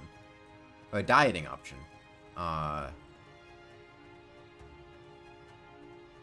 Good way to lose weight.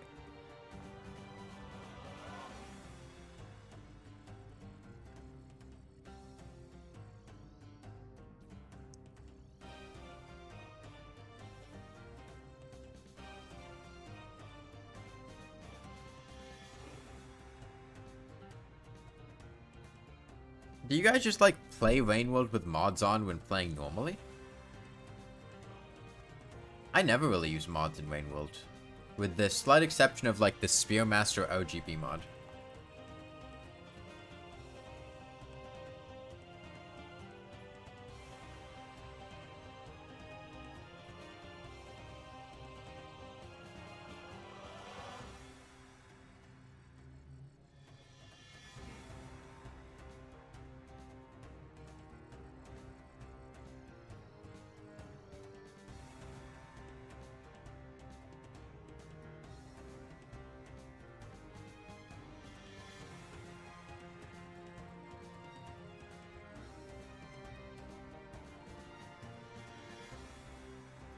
Funny, you pick up an animal with your mouse and move them out to death?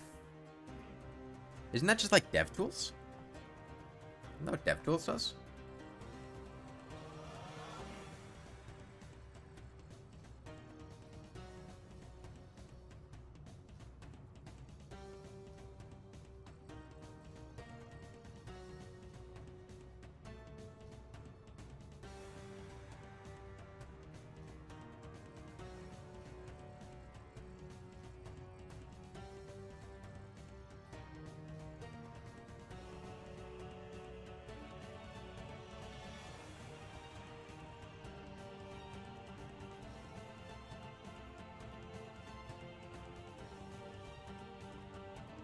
One gram of protein.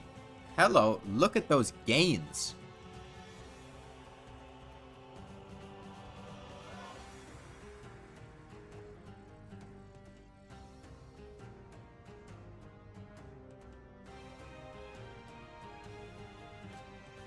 I am digging that protein to calorie ratio.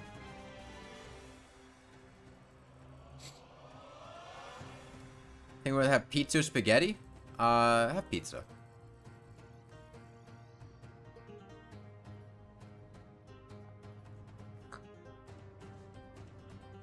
1 gram of protein for every 2 calories. That's, yeah.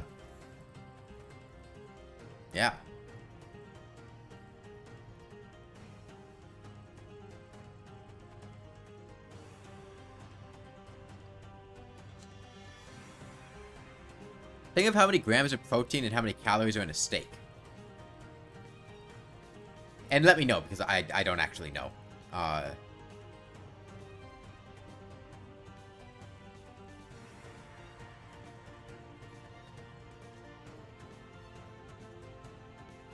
It's 100 sheets to get that, but that's only 2 calories.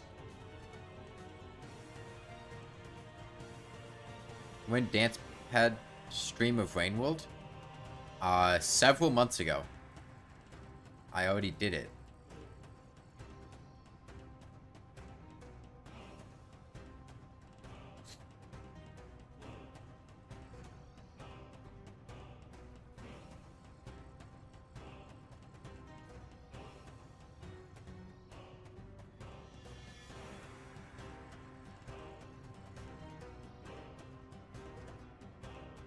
Nah, you just put blended up paper with protein powder and like a raw egg and drink it as a smoothie in the morning.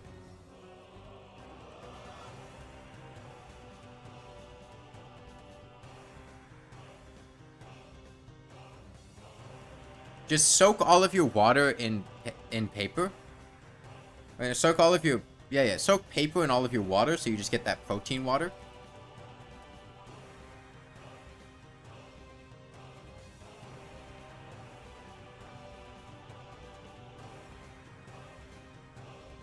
How many grams of sugar is in 100 pieces of paper?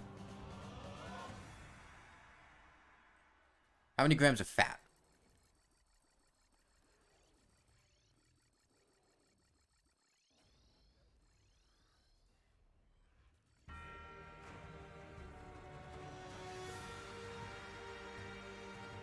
I don't know what that means, Flumpus.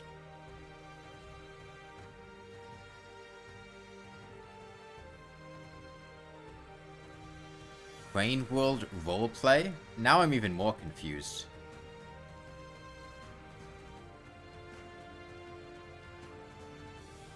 Oh. Roblox. Why didn't you just say Roblox? I mean, Rain Escape just is not a terribly interesting game to, like, play repeatedly right now. It's supposed to be getting a pretty major update with a lot of, changes. I might play it again at that point, but as is, like, I don't really want to go back to playing more Rain Escape. No sugar? Shit, man. Why isn't everyone on the all-paper diet?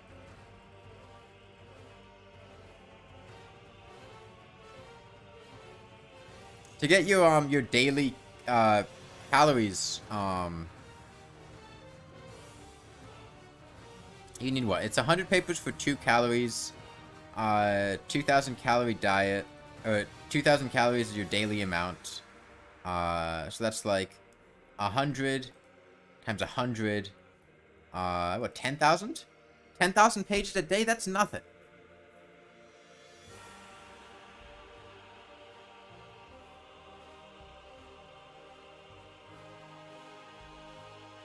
Paper's cheap and affordable, too.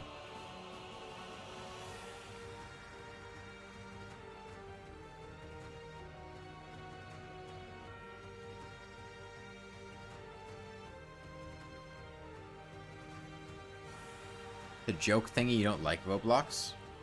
I don't know.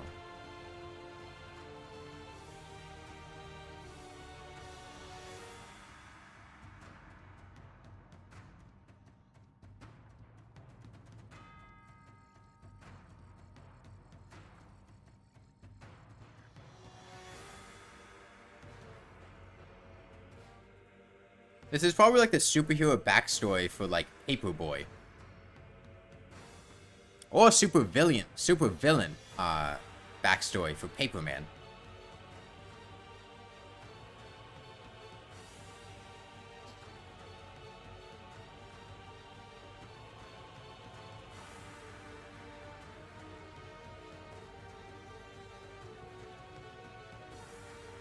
What would be the backstory? He ate 10,000 pages of paper in one day. And he's like jacked as fuck because of all the protein in the paper. And now his dietary system is completely skewed. Because he can only eat paper now. He's lost the ability to eat anything else and digest it. And his superpower is that he's just jacked because of all the protein in paper. He's just some dude that can only eat paper. It's kind of a shitty superpower, but at least he's in good shape.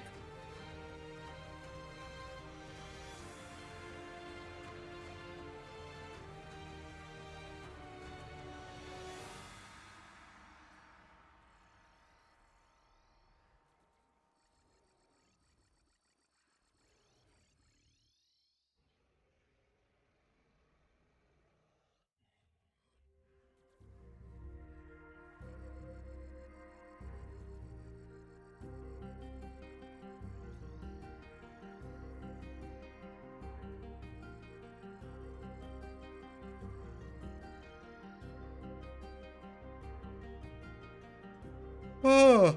Alright,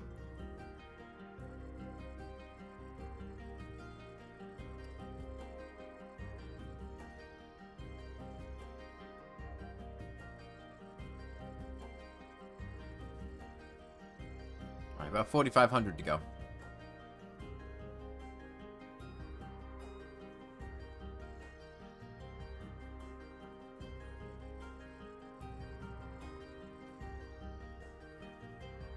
Message on Discord.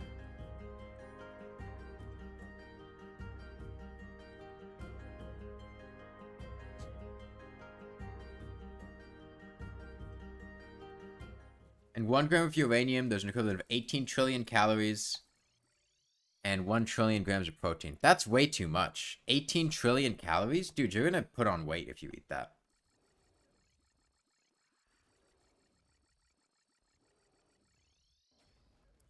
Like, look at the calorie to protein ratio there, right?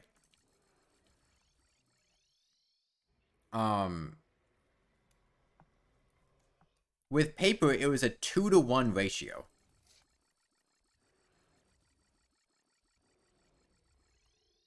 Of calories to protein. And uranium, it's an 18-to-1 ratio. Right? Like, holy shit, uranium got completely ratioed by paper. Why'd the music stop?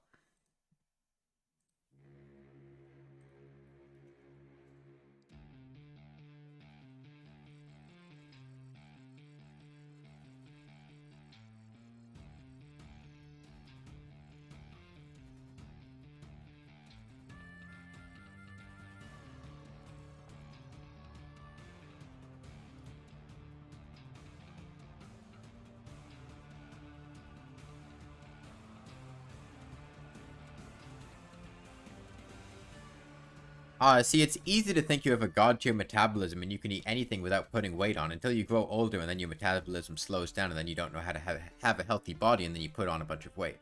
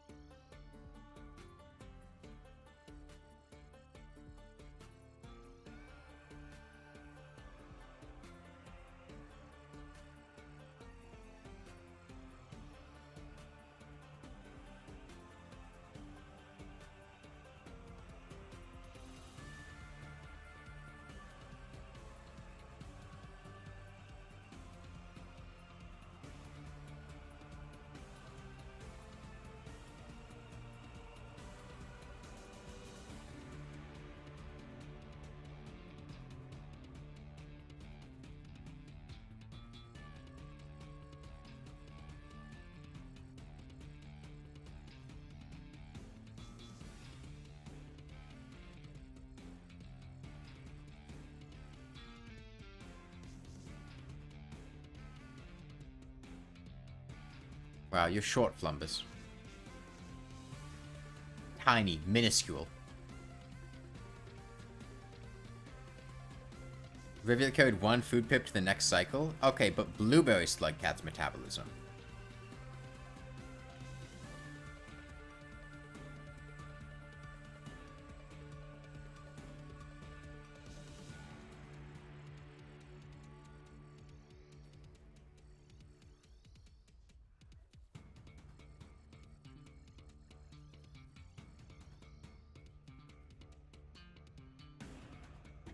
Besides, by that logic, Monk has a really fierce metabolism.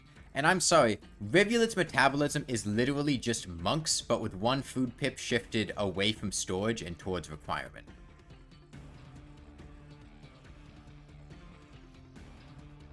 Blueberry's poop, you take that back, motherfucker.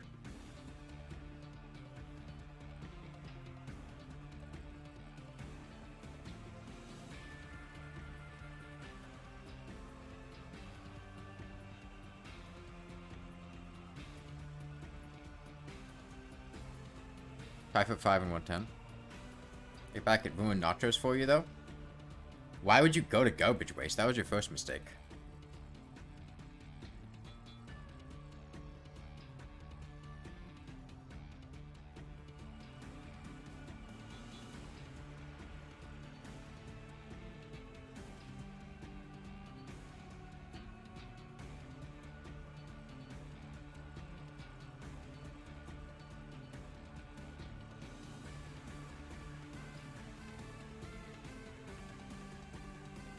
Did you ever do blueberry Molly? I forgot.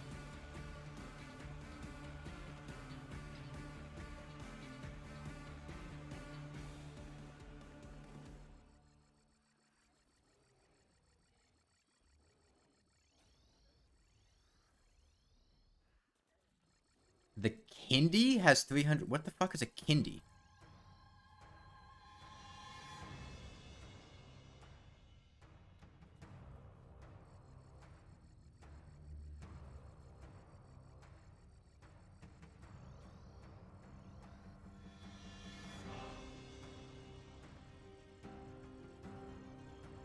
Usually go outskirts, industrial, chimney, 5 wall, pebbles, and Book Sky Islands and farmways.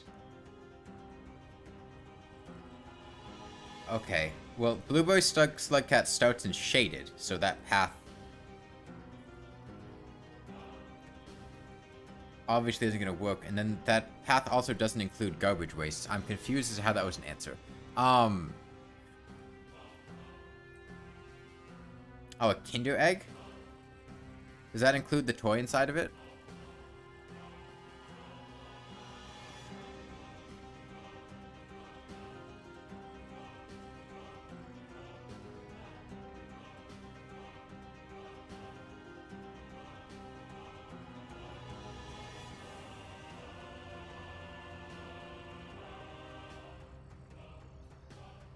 The toy was so good to put your brother to bed.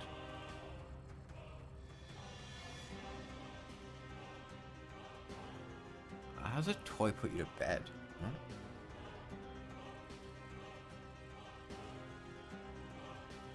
Outskirts, drainage, chimney, then wall.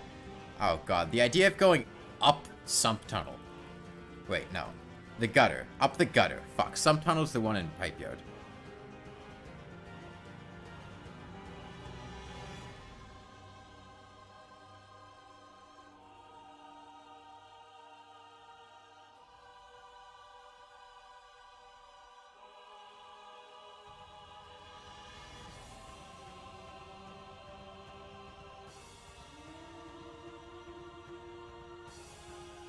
Yeah, I know. The devs don't even know which one's which.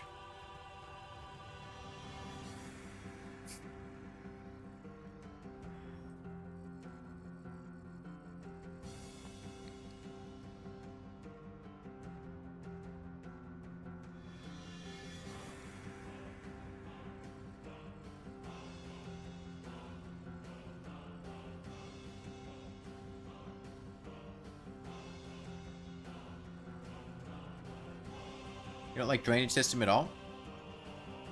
I mean, now that I know drainage system, I don't mind it that much. I hated it when I was first getting into the game. I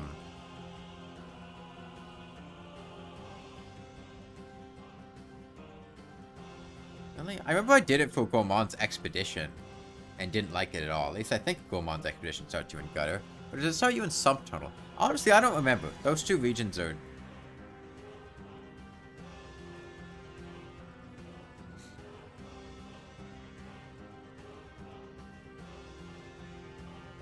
No, it's a rivulet that starts in Sump Tunnel. Gourmand starts in the Gutter. But it might have just been the path I took up the Gutter.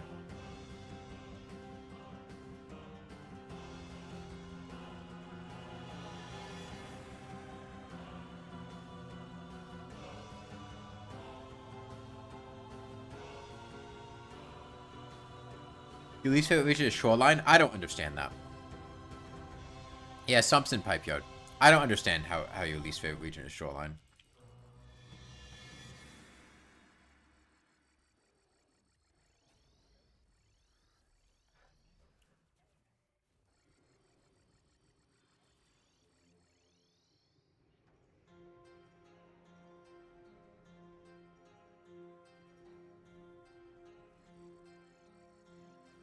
You like Shoreline less than Drainage System?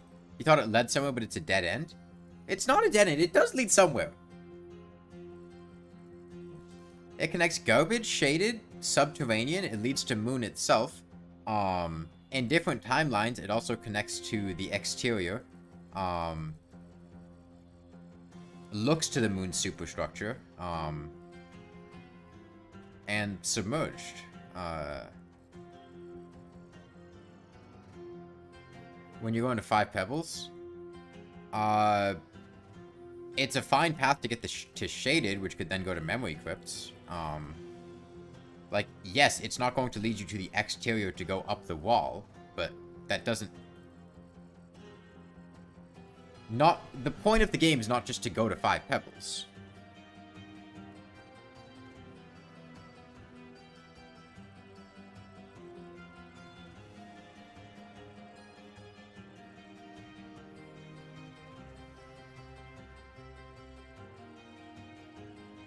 And, like, the intended route to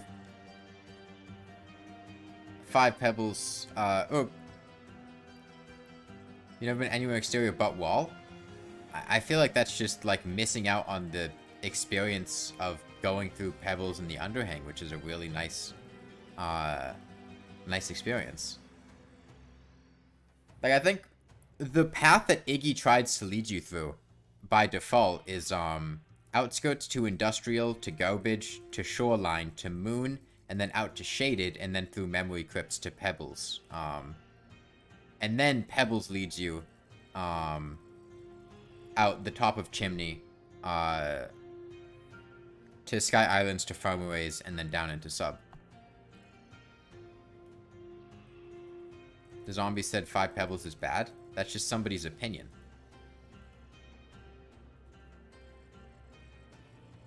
Like, I don't go back through 5 Pebbles in subsequent playthroughs, but narratively, it's an incredible experience. Like, in terms of atmosphere and world building, it's fantastic. In terms of gameplay, meh. It's not that long of a region.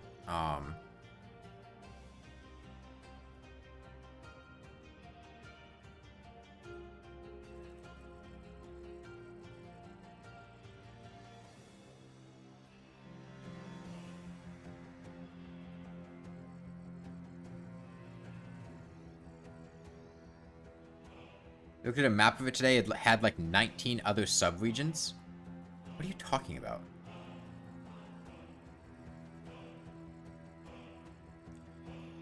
Five Pebbles has like a couple different sub-regions, but they're like meaningless sub-regions. There's only like one area in 5 Pebbles that's like dangerous, and that's unfortunate development. The rest of it, there's no rain timer. And outside of a couple bug zappers here and there, there's not really anything that can even hurt you.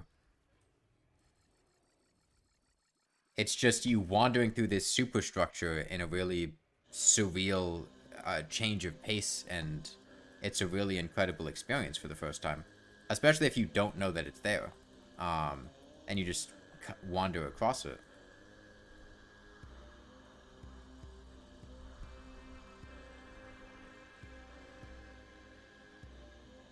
You're essentially wandering through a sentient computer with a bunch of really unique design pieces and aesthetic choices. In a way that just does mountains for the world building of the game. And it does most of that without actually telling you anything. Until you get to the end. You have no idea how to get to Underhang? You go through memory crypts.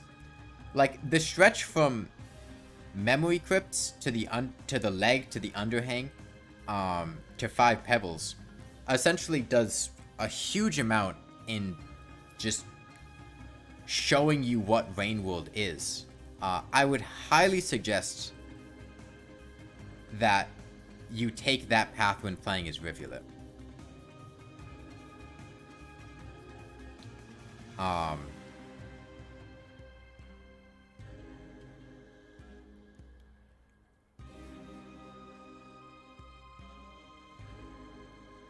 But yeah, you essentially go from a somewhat recognizable, but like collapsed, degraded world to something that's very alien and foreign.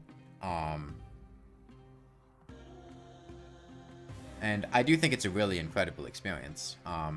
Especially because, like,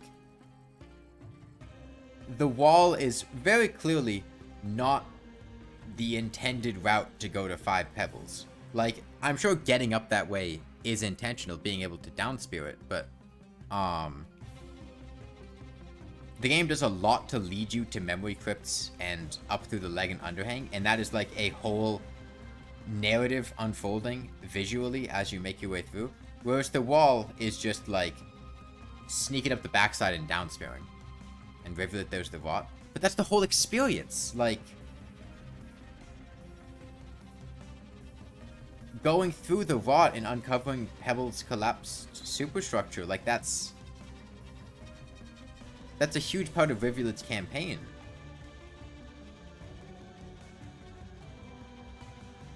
I feel like if you don't do that, miss out on, like,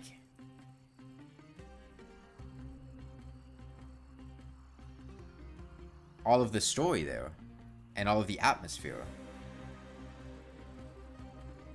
You just sneak in the back and skip everything.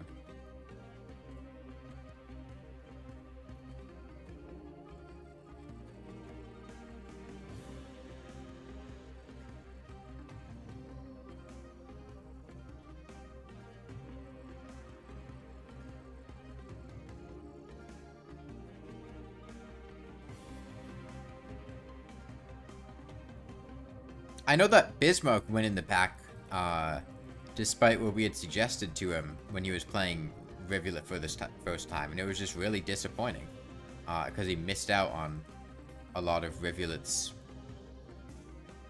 the interesting things inside of Pebbles.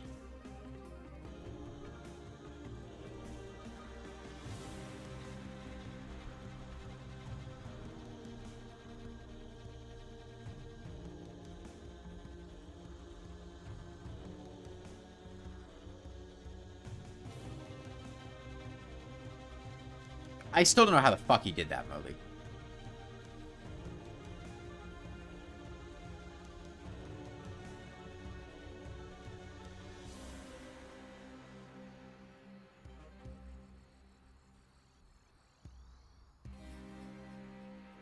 More messages on Discord. Oh.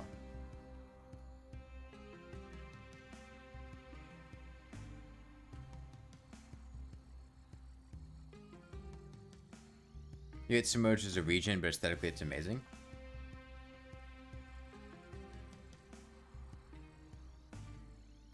I don't like submerged at all.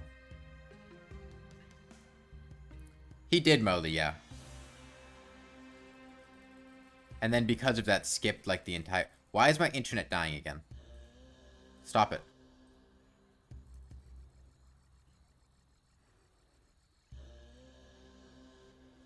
Yeah, Moonlord sounds outplaying this entire time. I just have them muted in the game settings.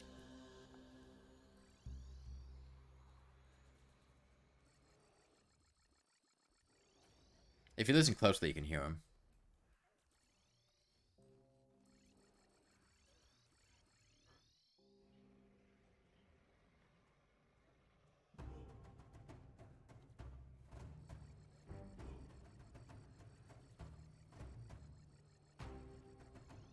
He did, yeah.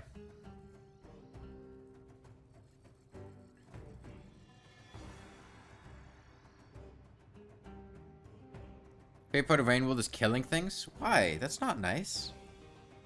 Why are you so violent?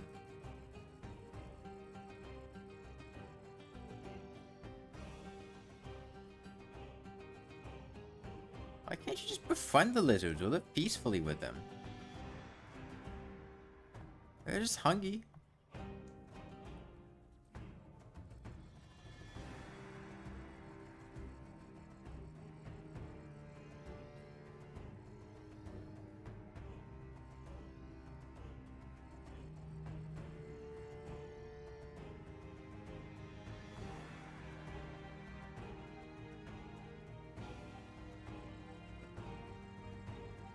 They're your food? No, they're not. You said you didn't want to play as, like, most of the slug cats that can even eat lizards. Like, you didn't want to play as Spearmaster, you didn't want to play as Gourmand. You played as Survivor right now, and then you're playing as Rivulet, neither of whom can even eat lizards. They're not your food.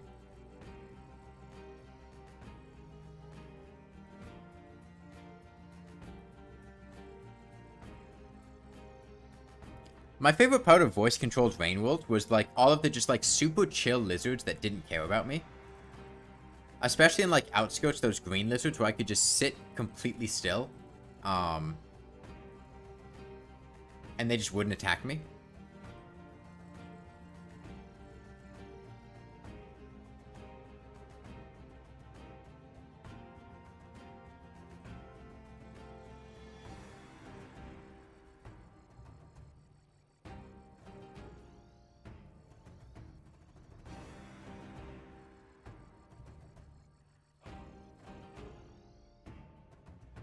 Yeah, green lizards are one of the least aggressive species of lizards.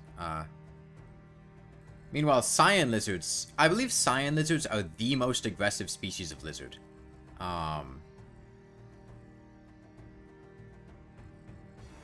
In terms of, like, difficulty of befriending them and... how long it takes with increasing global or regional lizard reputation before they stop attacking you. I'm pretty sure even red lizards stop attacking you at a lower regional lizard reputation than cyan lizards do. No, not the most difficult to befriend. I mean, I'm talking in terms of, as you raise your regional lizard reputation, lizards stop attacking you. But depending on the species, you need a different amount of reputation for that to stop. And I believe cyan lizards are the most difficult to, like, they remain aggressive to you for the longest. No,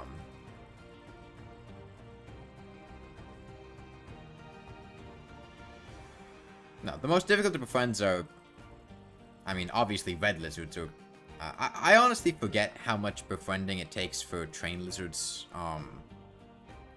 I've heard conflicting numbers, but, like, it's one of those two. Not even close.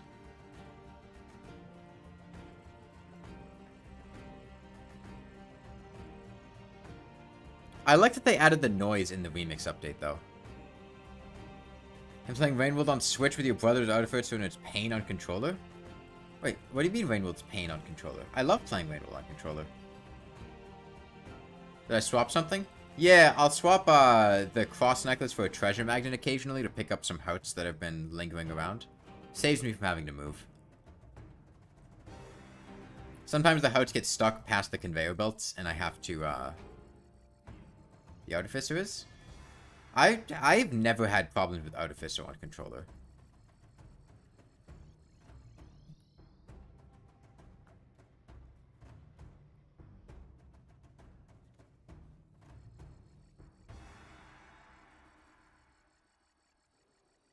I find it pretty easy to do, like, the parry and jump inputs on controller.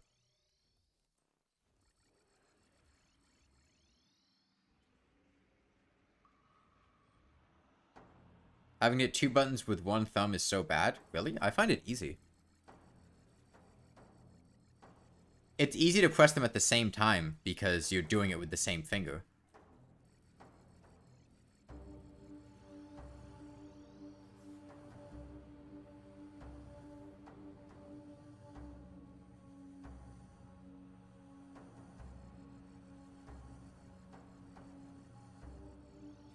Well, it's like, it's the X and A button on an Xbox controller, and if you just move your finger to be hovering over both of them, I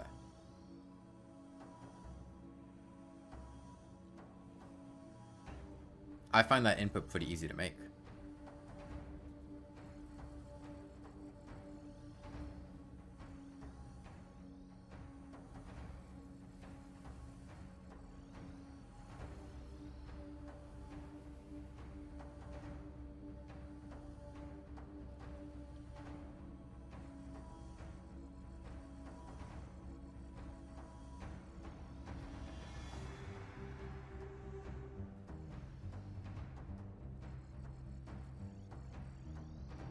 Playing Gourmand and has crafted 1 item. I mean, that's fine. You can play Gourmand perfectly fine without ever crafting anything. I don't think I really crafted anything my first Gourmand playthrough. I didn't know what items I could craft. So I just never really did. Gourmand's still great for, like, his railgun spear abilities and hitting stuff with his body.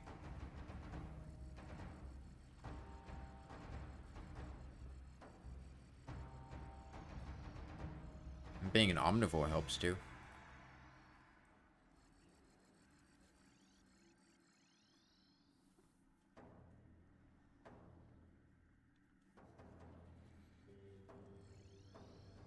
Yeah, I still don't know where to get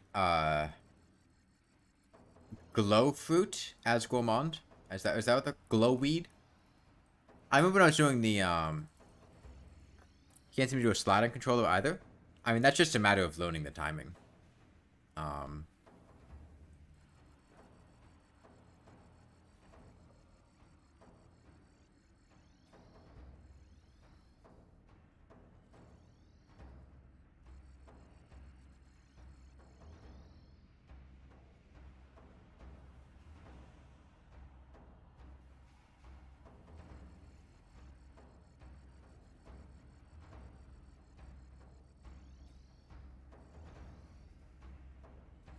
yeah, personally, I like playing. Like, I'll opt to play Rainworld on a controller when I'm playing on PC. Um, I never really liked keyboard Rainworld. It's never really felt very comfortable to me.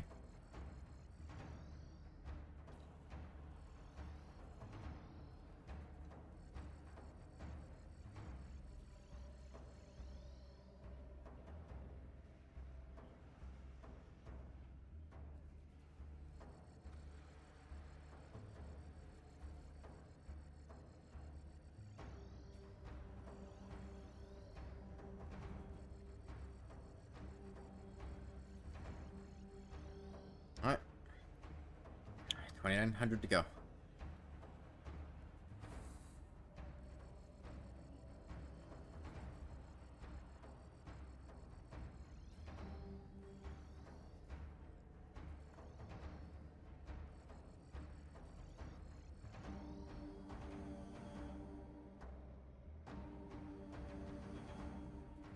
Campaign was the hardest. I'm assuming this is excluding Blueberry. In which case, probably Artificer.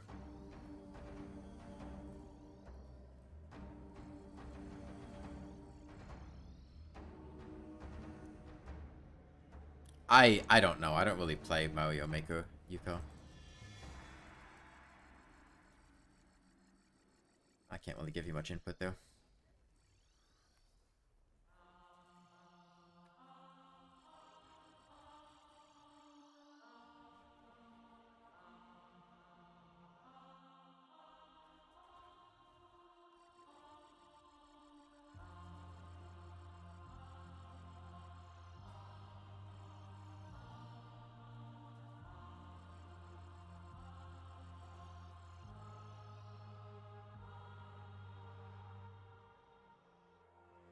Yeah, Artificer's campaign pretty much forces you into constant conflicts with large amounts of scavengers, which no other campaign forces or even encourages. And it requires you to learn very specific skills in order to deal with scavengers.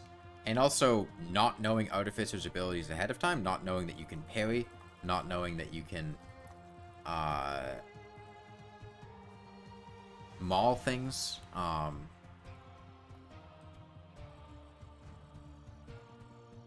Certainly didn't help, though. I didn't know you could parry until the challenge perfect parries, where I had to look up how to parry because I couldn't figure it out.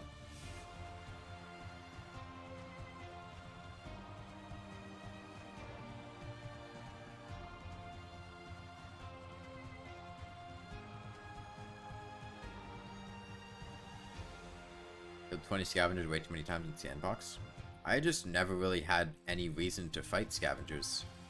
It's almost never worthwhile for most characters to intentionally go out of your way to antagonize scavengers. Which is available on Steam? I think $25 base game, $15 for DLC. I know how to fight scavengers now, but I didn't when I was starting Artificer's campaign. Because there just was never any reason to fight scavengers when playing as other Slugcats. It's easier to just befriend them. They're one of the most annoying enemies in the game to try to fight.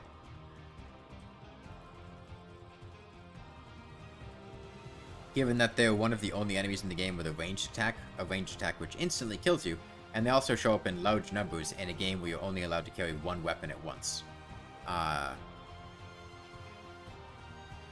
Which really does not encourage scav hunting. Especially since they're the only creature with global reputation.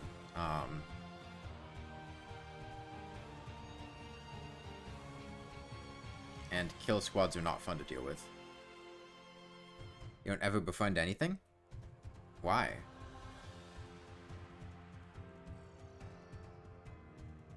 It's not like it's difficult to befriend things. Like, scavengers are piss easy to befriend. It's fun to kill? That just sounds quite rude and mean.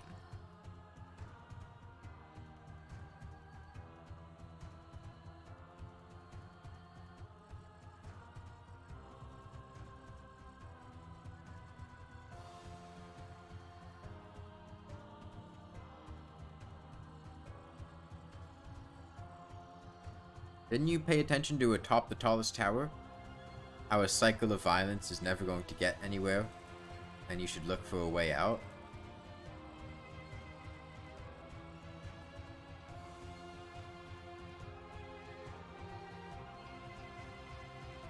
Oh yeah, I imagine you're gonna fucking hate Saint. Then.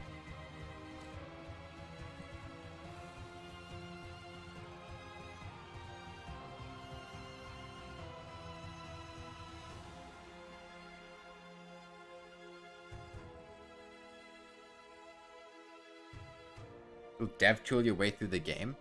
Bro, why even play the game at that point? You might as well just watch a video on it.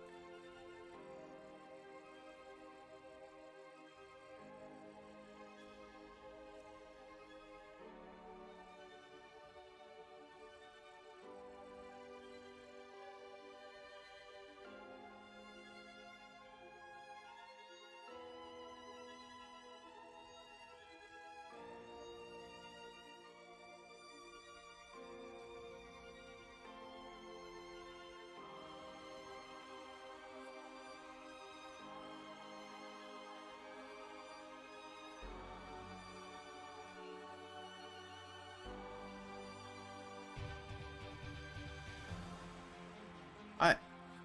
About 25-30 left to go. It's gonna be off, but use the queue to select cat. How disagree? Hunter exists.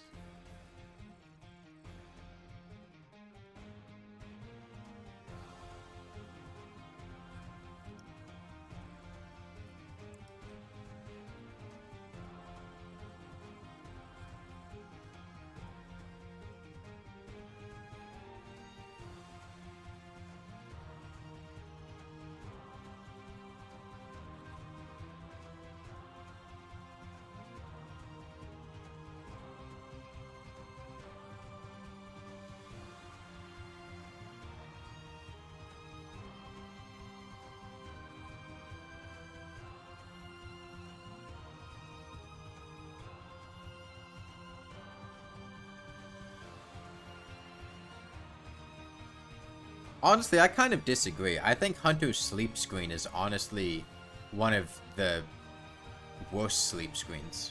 I think most of the other slug cats have better sleep screens.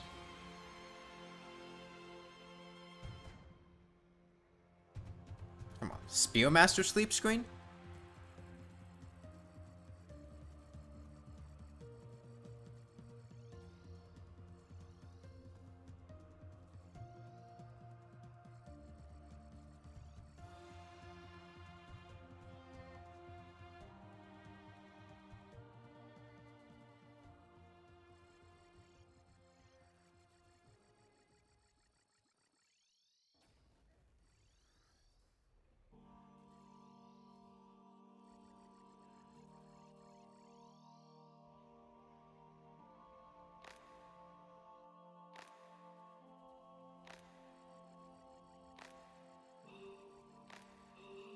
Yeah, I've played Hollow Knight multiple times, Andrew.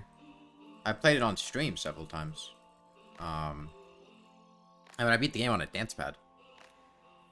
I did the Path of Pain on a dance pad.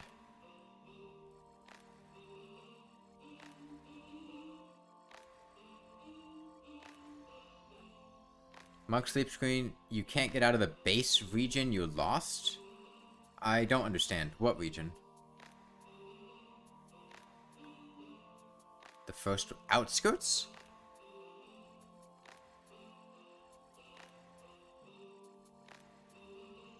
Oh, in Hollow Knight. Okay. If you go from Dirtmouth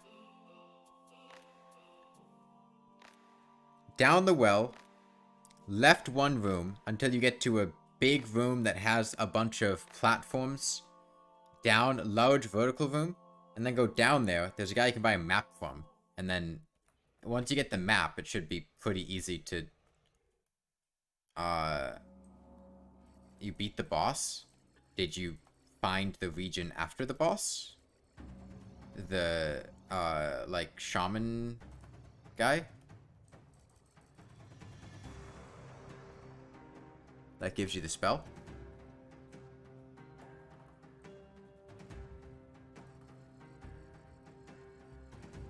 The room like directly after the boss.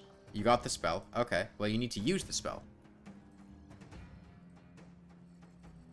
There's an enemy that you can now kill with the spell that you could not kill before, and he's gaining an area to a new region. It's left of... it's like directly under the Grubfather. You did? Okay, well you need to go past him to Green Path. That's where you go.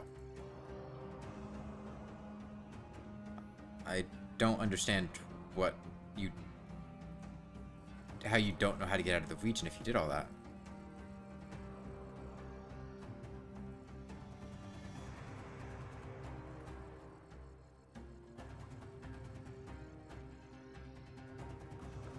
Yeah, then you go to Green Path.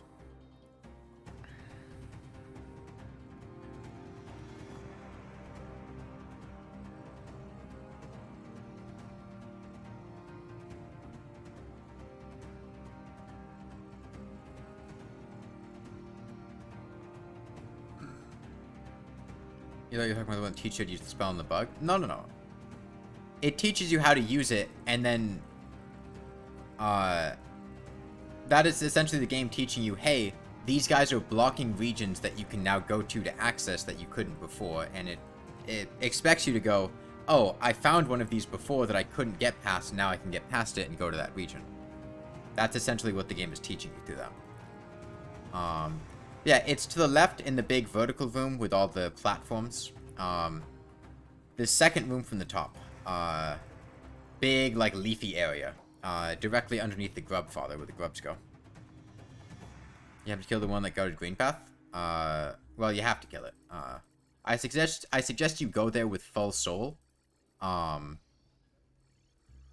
That'll make it a lot easier. If you get full soul before you try to fight it.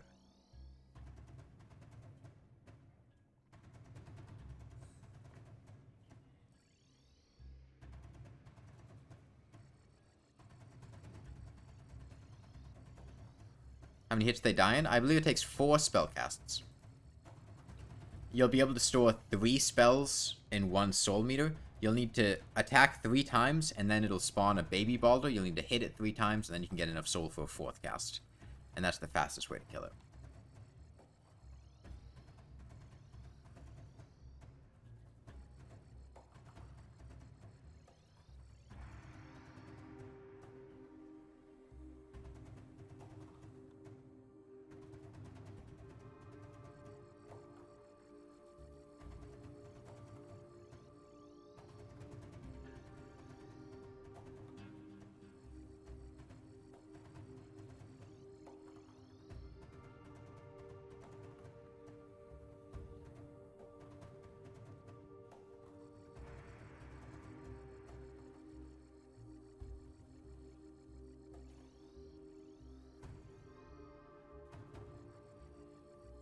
Okay. Dear Flumbus.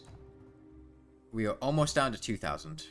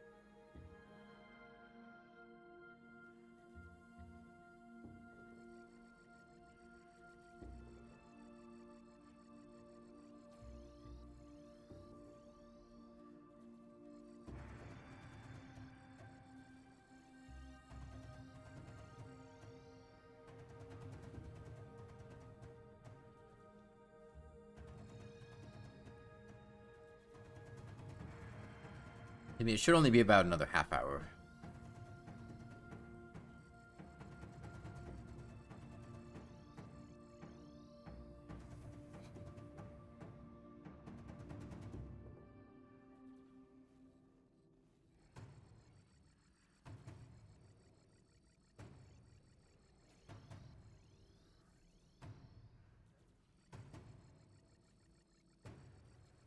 Alright, 2,000 to go.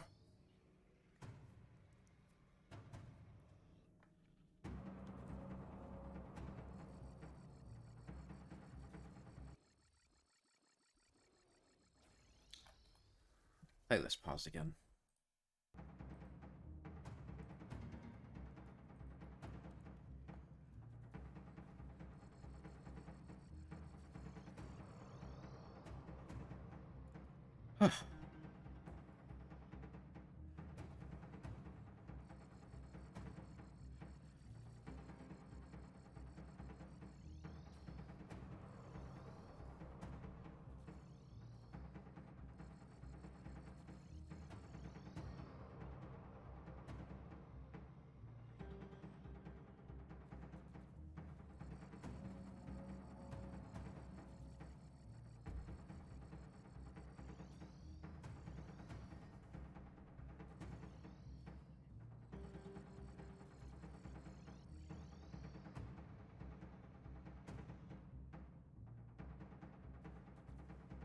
Welcome back, Yuko.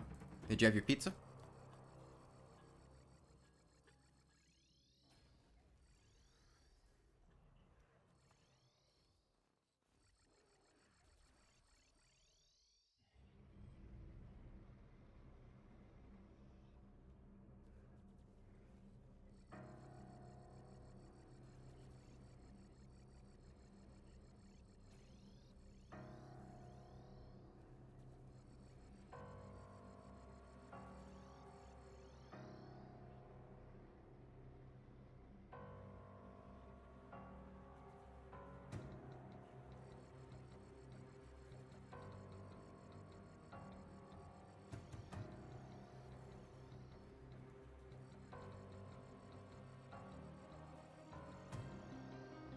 Hey, Jude. Okay. Is that 1,800 to go? 1,854.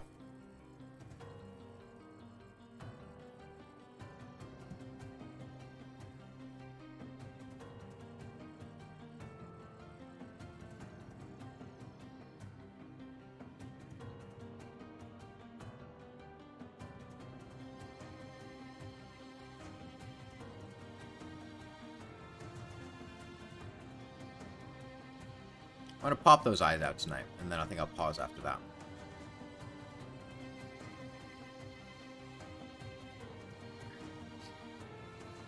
Popping the eyes out is gonna be a delicate and difficult thing, though. So I want to do it in a really specific way, and I don't actually know how to do it yet. And I'm not going to know until I, well, actually do it. So it's a bit dicey.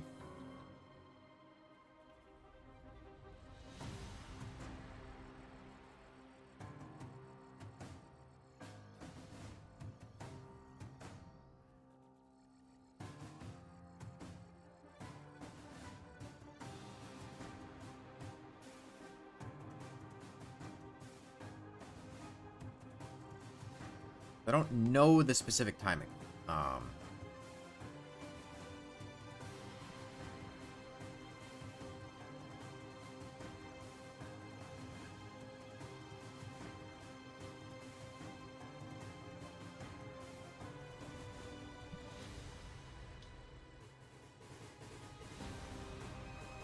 But we still got a solid, like, 20 minutes or so before we get there, so...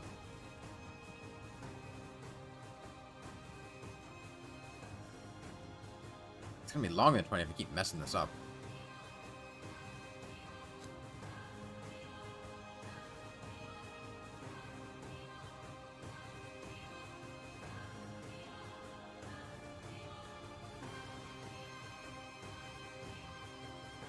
You sure if seen another Honkai Star Rail ad, you're gonna cry? That's like gacha game, right? Hey, Love Song. I'm not very familiar with it. Is it just like targeted advertisements? Does it think you really like Honkai Star Rail? I've never seen a Honkai Star Rail ad. Granted, I use uBlock Origin on like all of my browsers, so I don't really see any advertisements. But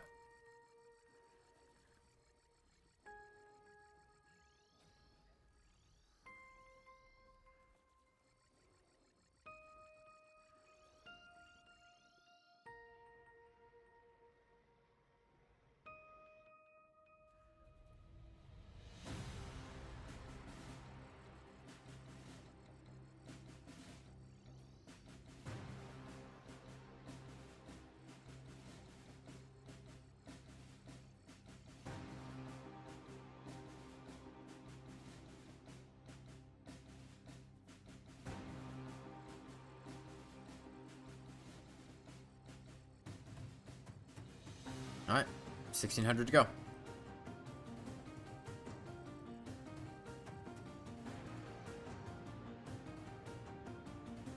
YouTube died on you? Oh, that's unfortunate. I assume it's back now.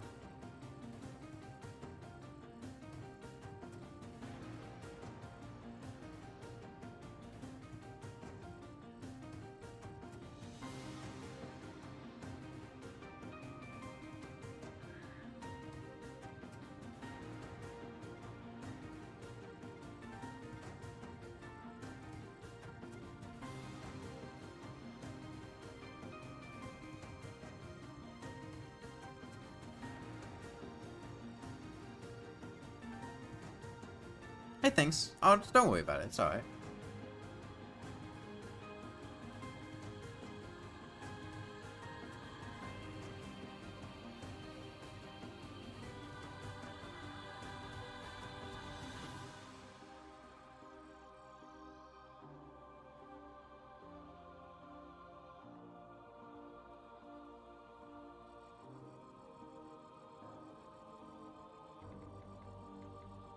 Alright, about to pass 1500.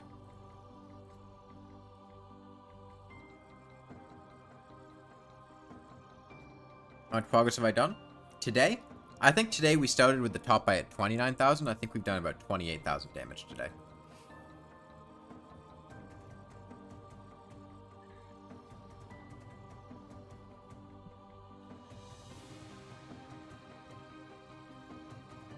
Like I said, the hands were the most time-consuming part of this fight.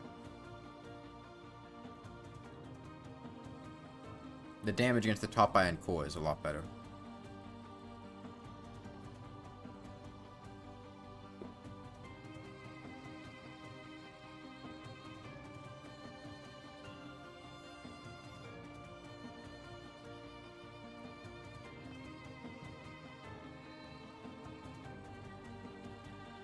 You know, I expect to be done with him later this week. When exactly, I don't know, but sometime later this week.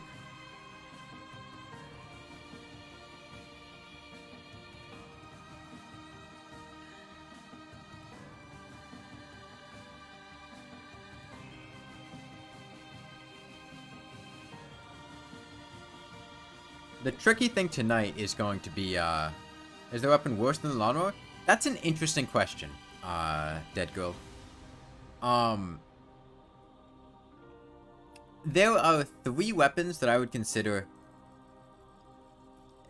candidate for the worst weapon in the game. And each one is better at certain things than the other ones. Those weapons are the wooden hammer, the lawnmower, and the paper airplane. And depending on circumstances, you could argue... I'm not going to turn it into a supercut, I'm just going to edit it into a video. Like, they're good at different things. But, personally, after doing this, I think I would consider the lawnmower to be the worst of them. Because the lawnmower is extremely restrictive in how you can move when you're using it, and that makes doing anything with it very difficult. Paper airplane is a ranged weapon, yes. Whereas the lawnmower is classless, and the wooden hammer is a melee weapon. Being a ranged weapon means it can take advantage of frost armor, it can critically hit, and it can have its damage buffed. Whereas the lawnmower can't have its damage buffed and can't critically hit. The wooden hammer is also able to take advantage of those things. Although being a melee weapon, it also has access to flasks, the sharpening station, and melee speed bonuses. Those two weapons, compared to the lawnmower, their base damage is lower and they also attack less frequently, but they're also much easier to use and deal damage with consistently, whereas the lawnmower is not easy to do damage with consistently, and requires you to move in very restrictive ways just for it to have a hitbox. But the lawnmower is going to be significantly better at like farming things because it does have piercing and it hits more frequently. The paper airplane has range to it, which is quite good. The wooden hammer has the ability to use flasks and things like that. And it also has access to the sharpening station. And the paper airplane has to be clicked every single time and picked back up after you throw it, whereas the lawnmower and the wooden hammer, you can basically just AFK and hold down a button.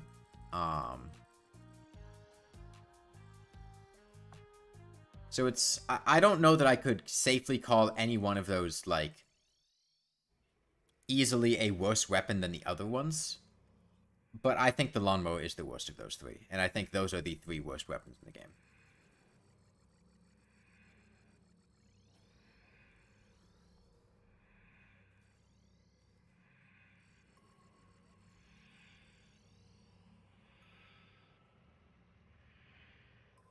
Like to draw landscapes, but you've run out of random shit to draw. Do you have any ideas?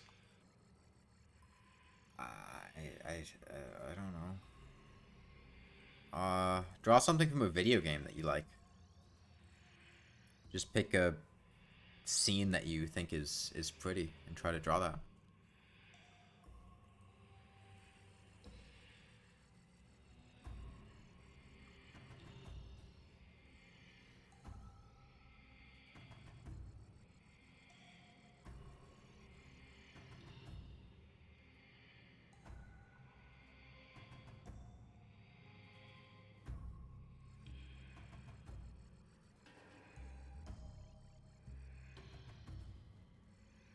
You do the profile. I can't tell what your profile pic is. It's too small for me.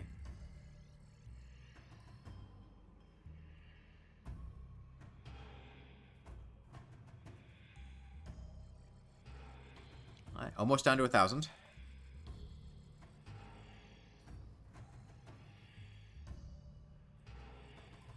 It's a bunch of glowing mushrooms. Okay, yeah, I can see that. If I look closely at it. It's just really small on my monitor, so it's hard for me to make out what most people's profile pictures are.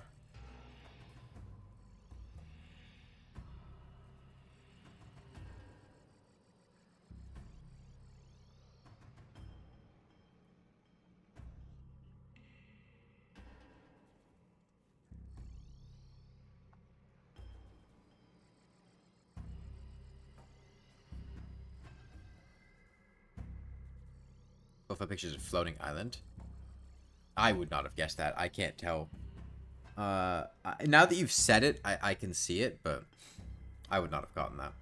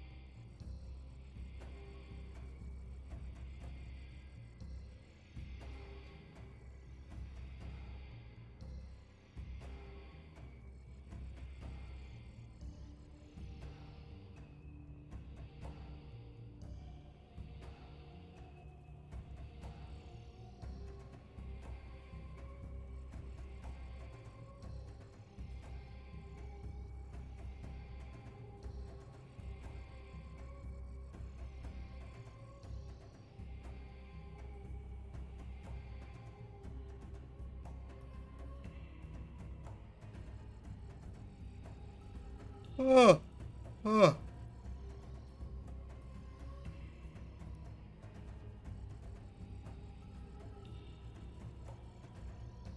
About 1,000 to go.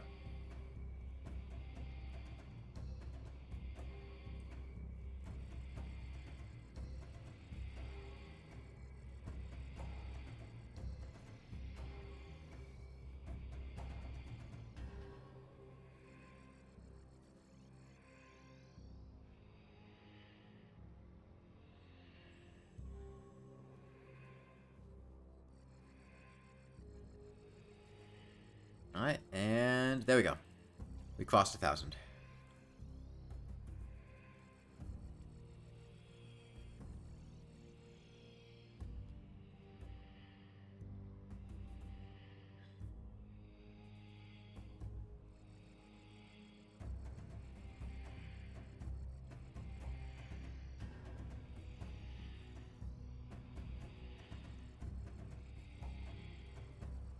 Yeah, I do a lot of damage to the top eye. It's like 3,900 an hour, so I think it's a little bit under 4,000 an hour. It's like 38 or 3,900 an hour.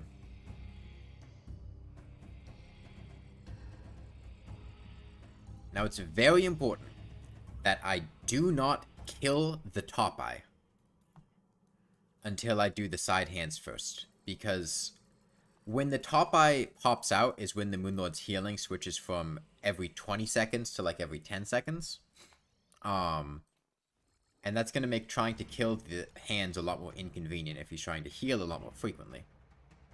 What's the damage per hour? I've said it multiple times, yeah. It's in the ballpark of slightly under 4,000 an hour.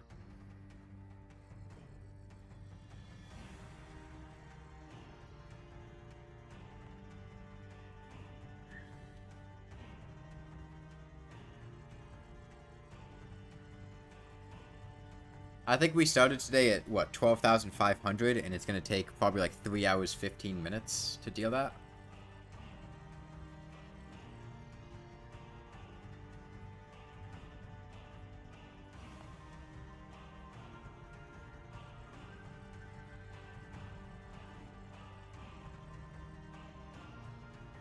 Which I think means we're like just barely over 1 DPS. We're at like 1.2 DPS or something, probably.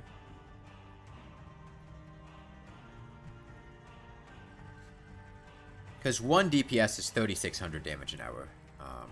So we're just barely above that.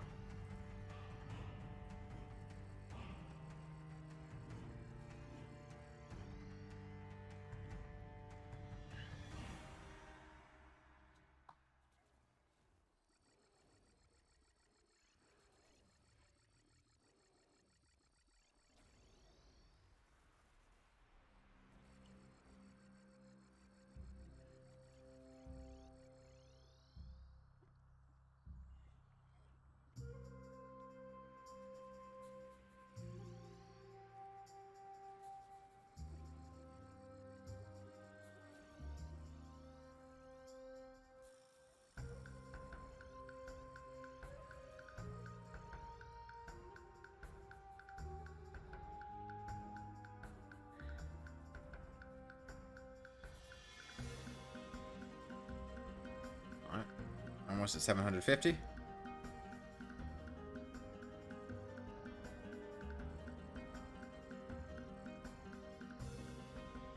I'm probably going to sleep in tomorrow. I don't know that I'm going to do a morning stream tomorrow. Because this has been like 8 hours today. And I'm going to be tired after this.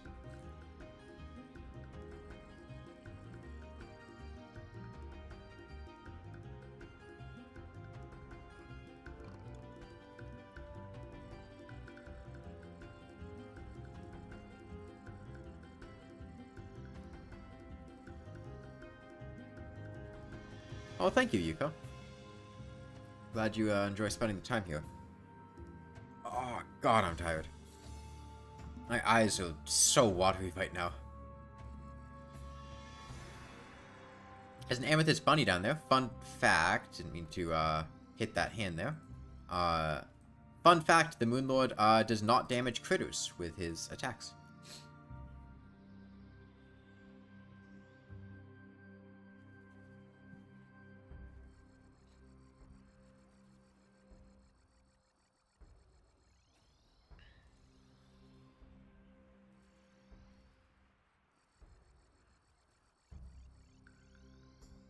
Are we doing this for the whole stream? Yeah. At this point, we've been fighting the Moonlord for maybe like 65 hours total. Probably something in that ballpark.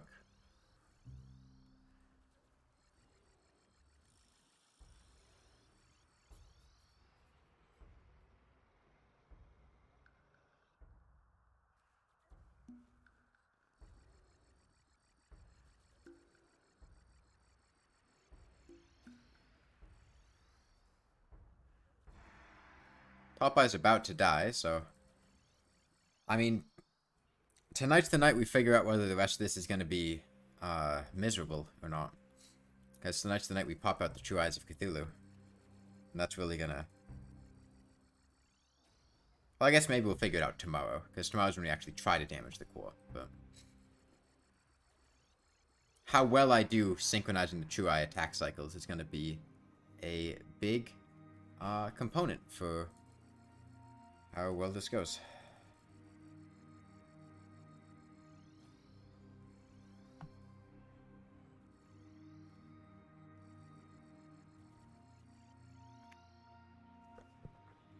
Have you start chat groups to people in Discord?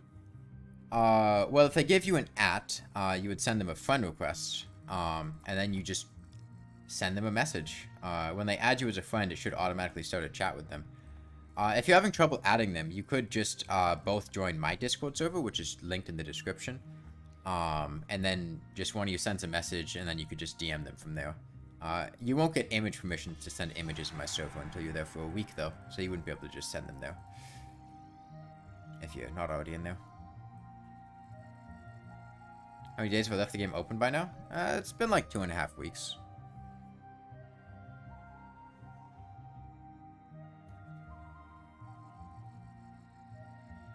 It's linked in the description of every video and every stream.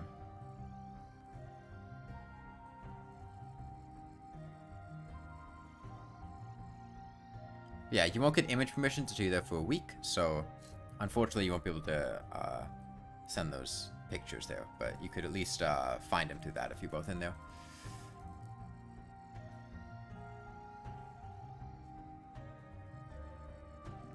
Okay. 500 to go.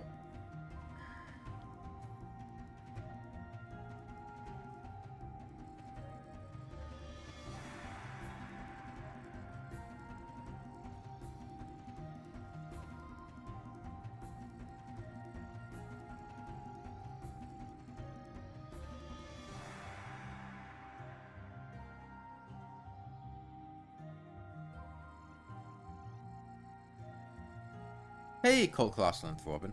I'm not much up right now, mostly just Lawnmower and the Moonlord.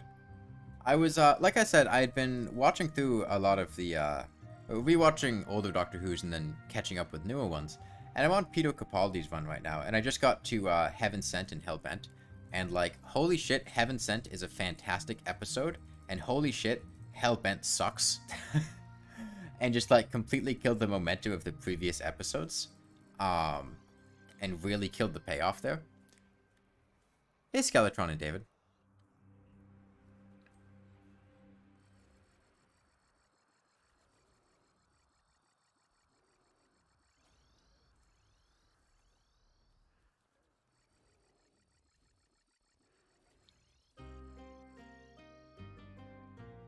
Okay. Like 400? 421.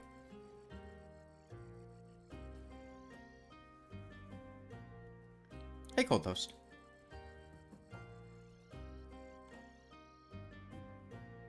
I'm gonna go, after this, probably just, like, down a bottle of water and just eat a fuck ton of gummy worms. Like I said, yesterday I got this big, like, 2-pound bag of gummy worms. I am really unhealthy about eating gummy worms. I eat so many gummy worms. You should be asleep right now? I'm only gonna be doing this for another, maybe, like, 10 minutes? I don't know. I really don't know how to synchronize the True Eye of Cthulhu attack cycles with a lawnmower. I'm just guessing there. I know roughly when to do it, but, like, I don't actually know how that's gonna go. So I don't know how long that's going to take. But we'll see. Emeralds are good, but they don't come with a free water bottle like jelly beans. Imagine doing this in Masochist. I never played Masochist mode. I haven't played... It's in Fogos, right? I haven't played Fogos at all. You suppose this Get Fixed Boy? No, this is not Get Fixed Boy. This is the Don't Dig Up seed. And the reason I'm on the Don't Dig Up seed is because I've been beating the entire game with a Lawnmower. And Don't Dig Up seed removes time limits from bosses. So by playing on the Don't Dig Up seed, I give myself unlimited time for the mech bosses, Skeletron, the Eye of Cthulhu, stuff like that. This is not Get Fixed Boy. And the difficulty, I'm fighting the Moonlord on Expert mode right now, but it's on Journey mode. And the reason for that is, like I said, I've been beating the entire game up to this point. And unfortunately, it's just not, you are not going to kill the Wall of Flesh with a Lawnmower on any difficulty above Classic. It's just not going to happen. I don't see any way that you could do that. Which means I'd either have to play on Classic and fight every other boss on Classic, or play on Journey mode and increase the difficulty whenever I want to fight a boss above Classic. Which is what I did. And the Wall of Flesh was the only boss that I fought on Classic. And as an unfortunate side effect of that, that means that I only have 5 accessory slots instead of 6 accessory slots. Which means I'm down about 12 defense from what I should be for this stage in the game. Because I never got a Demon Heart because I only fought him on Classic and not Expert. But yeah, it took about that much of a large-sized world to kill him with a Lawnmower. And that also required taking advantage of an exploit where Heart statues... I found this out like 20 minutes before I killed the Wall of Flesh. Heart statues, their cooldown is based on where they're placed. So if you break a Heart statue and replace it on a wire that's been activated with like a quarter-second timer or a dummy engine or something, on a different block, then it'll reset the cooldown, and so you can get things from Heart statues much faster by breaking them and then placing them again. Which is really only relevant for like the Wall of Flesh where you're running in one direction. But it's a convenient means for getting HP back when you're essentially just running into the Wall of Flesh and taking damage over and over again, trying to get damage in.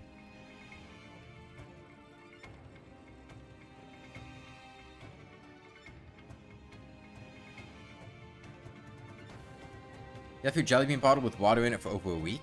Did it grow new jelly beans? Is it like plants where like you can cut off the clippings and then put them in water and they'll grow more? I don't know. Like I was saying yesterday, I don't really like jelly beans at all.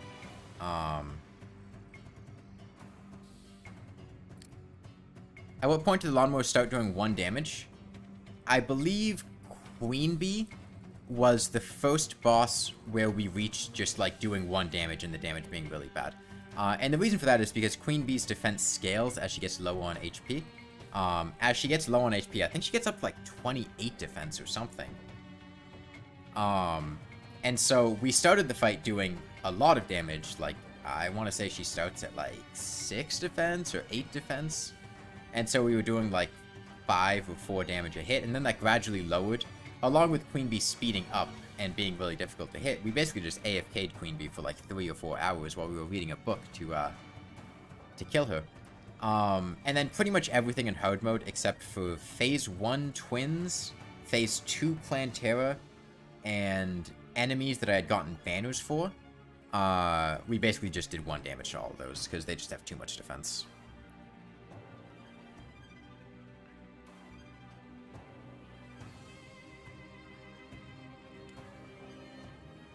And yeah, for anyone wondering as to why I'm doing all this teleporting stuff, it's because the Lawnmower only deals damage if you are standing on the ground and walking in the direction you're holding the lawnmower, which means you can't fly around and dodge and then hit things with the Lawnmower because it just doesn't have a hitbox unless you're standing on the ground, which means your options for being able to attack things is limited to basically just teleporting on top of them, or being on a minecart, or walking towards them in a straight line horizontally. Sometimes you can use like steps to walk upwards, but you have to be standing on the ground.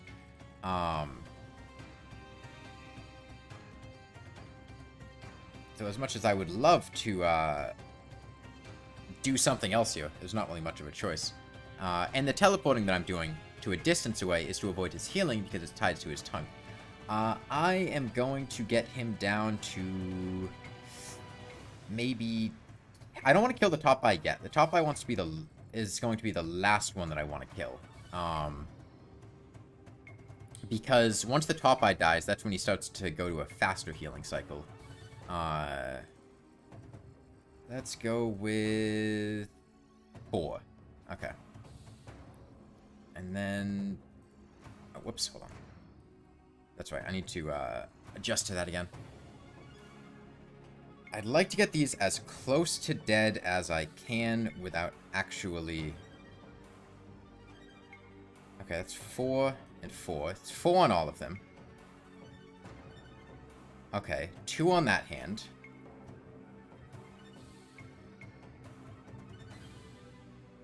Try to deal a little bit of damage to this one. Whoops. Okay. I'd like to deal 1 damage to that left hand.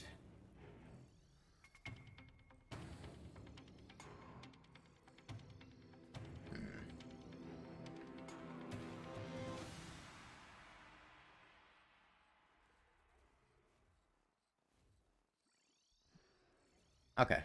Eyes out there. So I need to time it for the second Phantasmal Spheres attack, which is about to come. So, like... I need to do it, like, then. How is the question?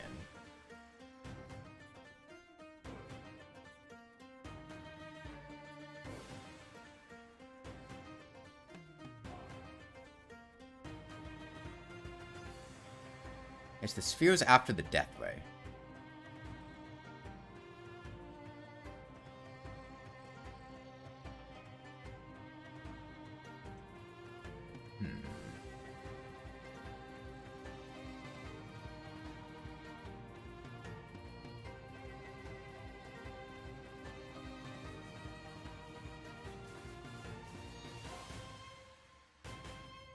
That was... I think that's close enough that I can work with that.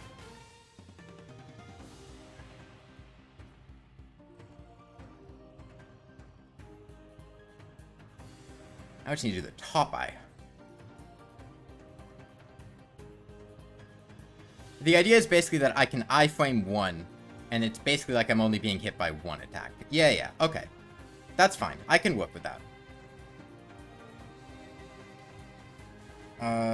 Death ray. That's not a convenient time for that death ray. Fuck. The true eyes are not in sync with the top eye, though. What? There's a lava bat down here? What the fuck are you doing? Okay. Need to wait for another death ray from the true eyes.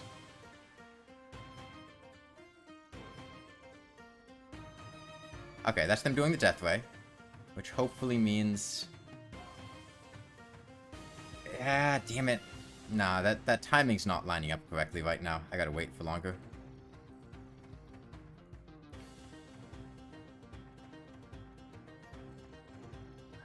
He's also at 4 HP up there, which... Okay. Death ray. Okay. And now... I should be able to just tank it?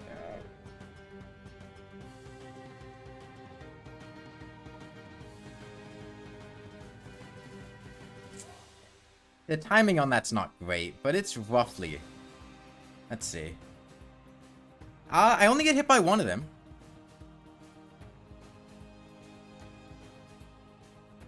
I do only get hit by 1 of them.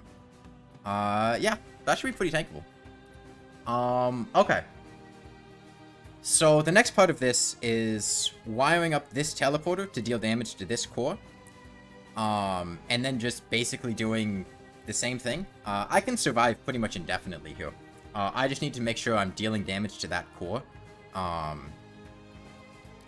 But But that is a problem for tomorrow. I have been streaming for like 8 hours today. I have done like 30,000 damage to his top eye. I am tired. It is like 11 p.m. I am gonna go to bed.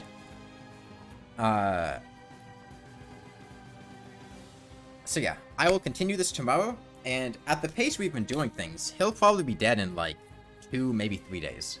So yeah, bye everyone.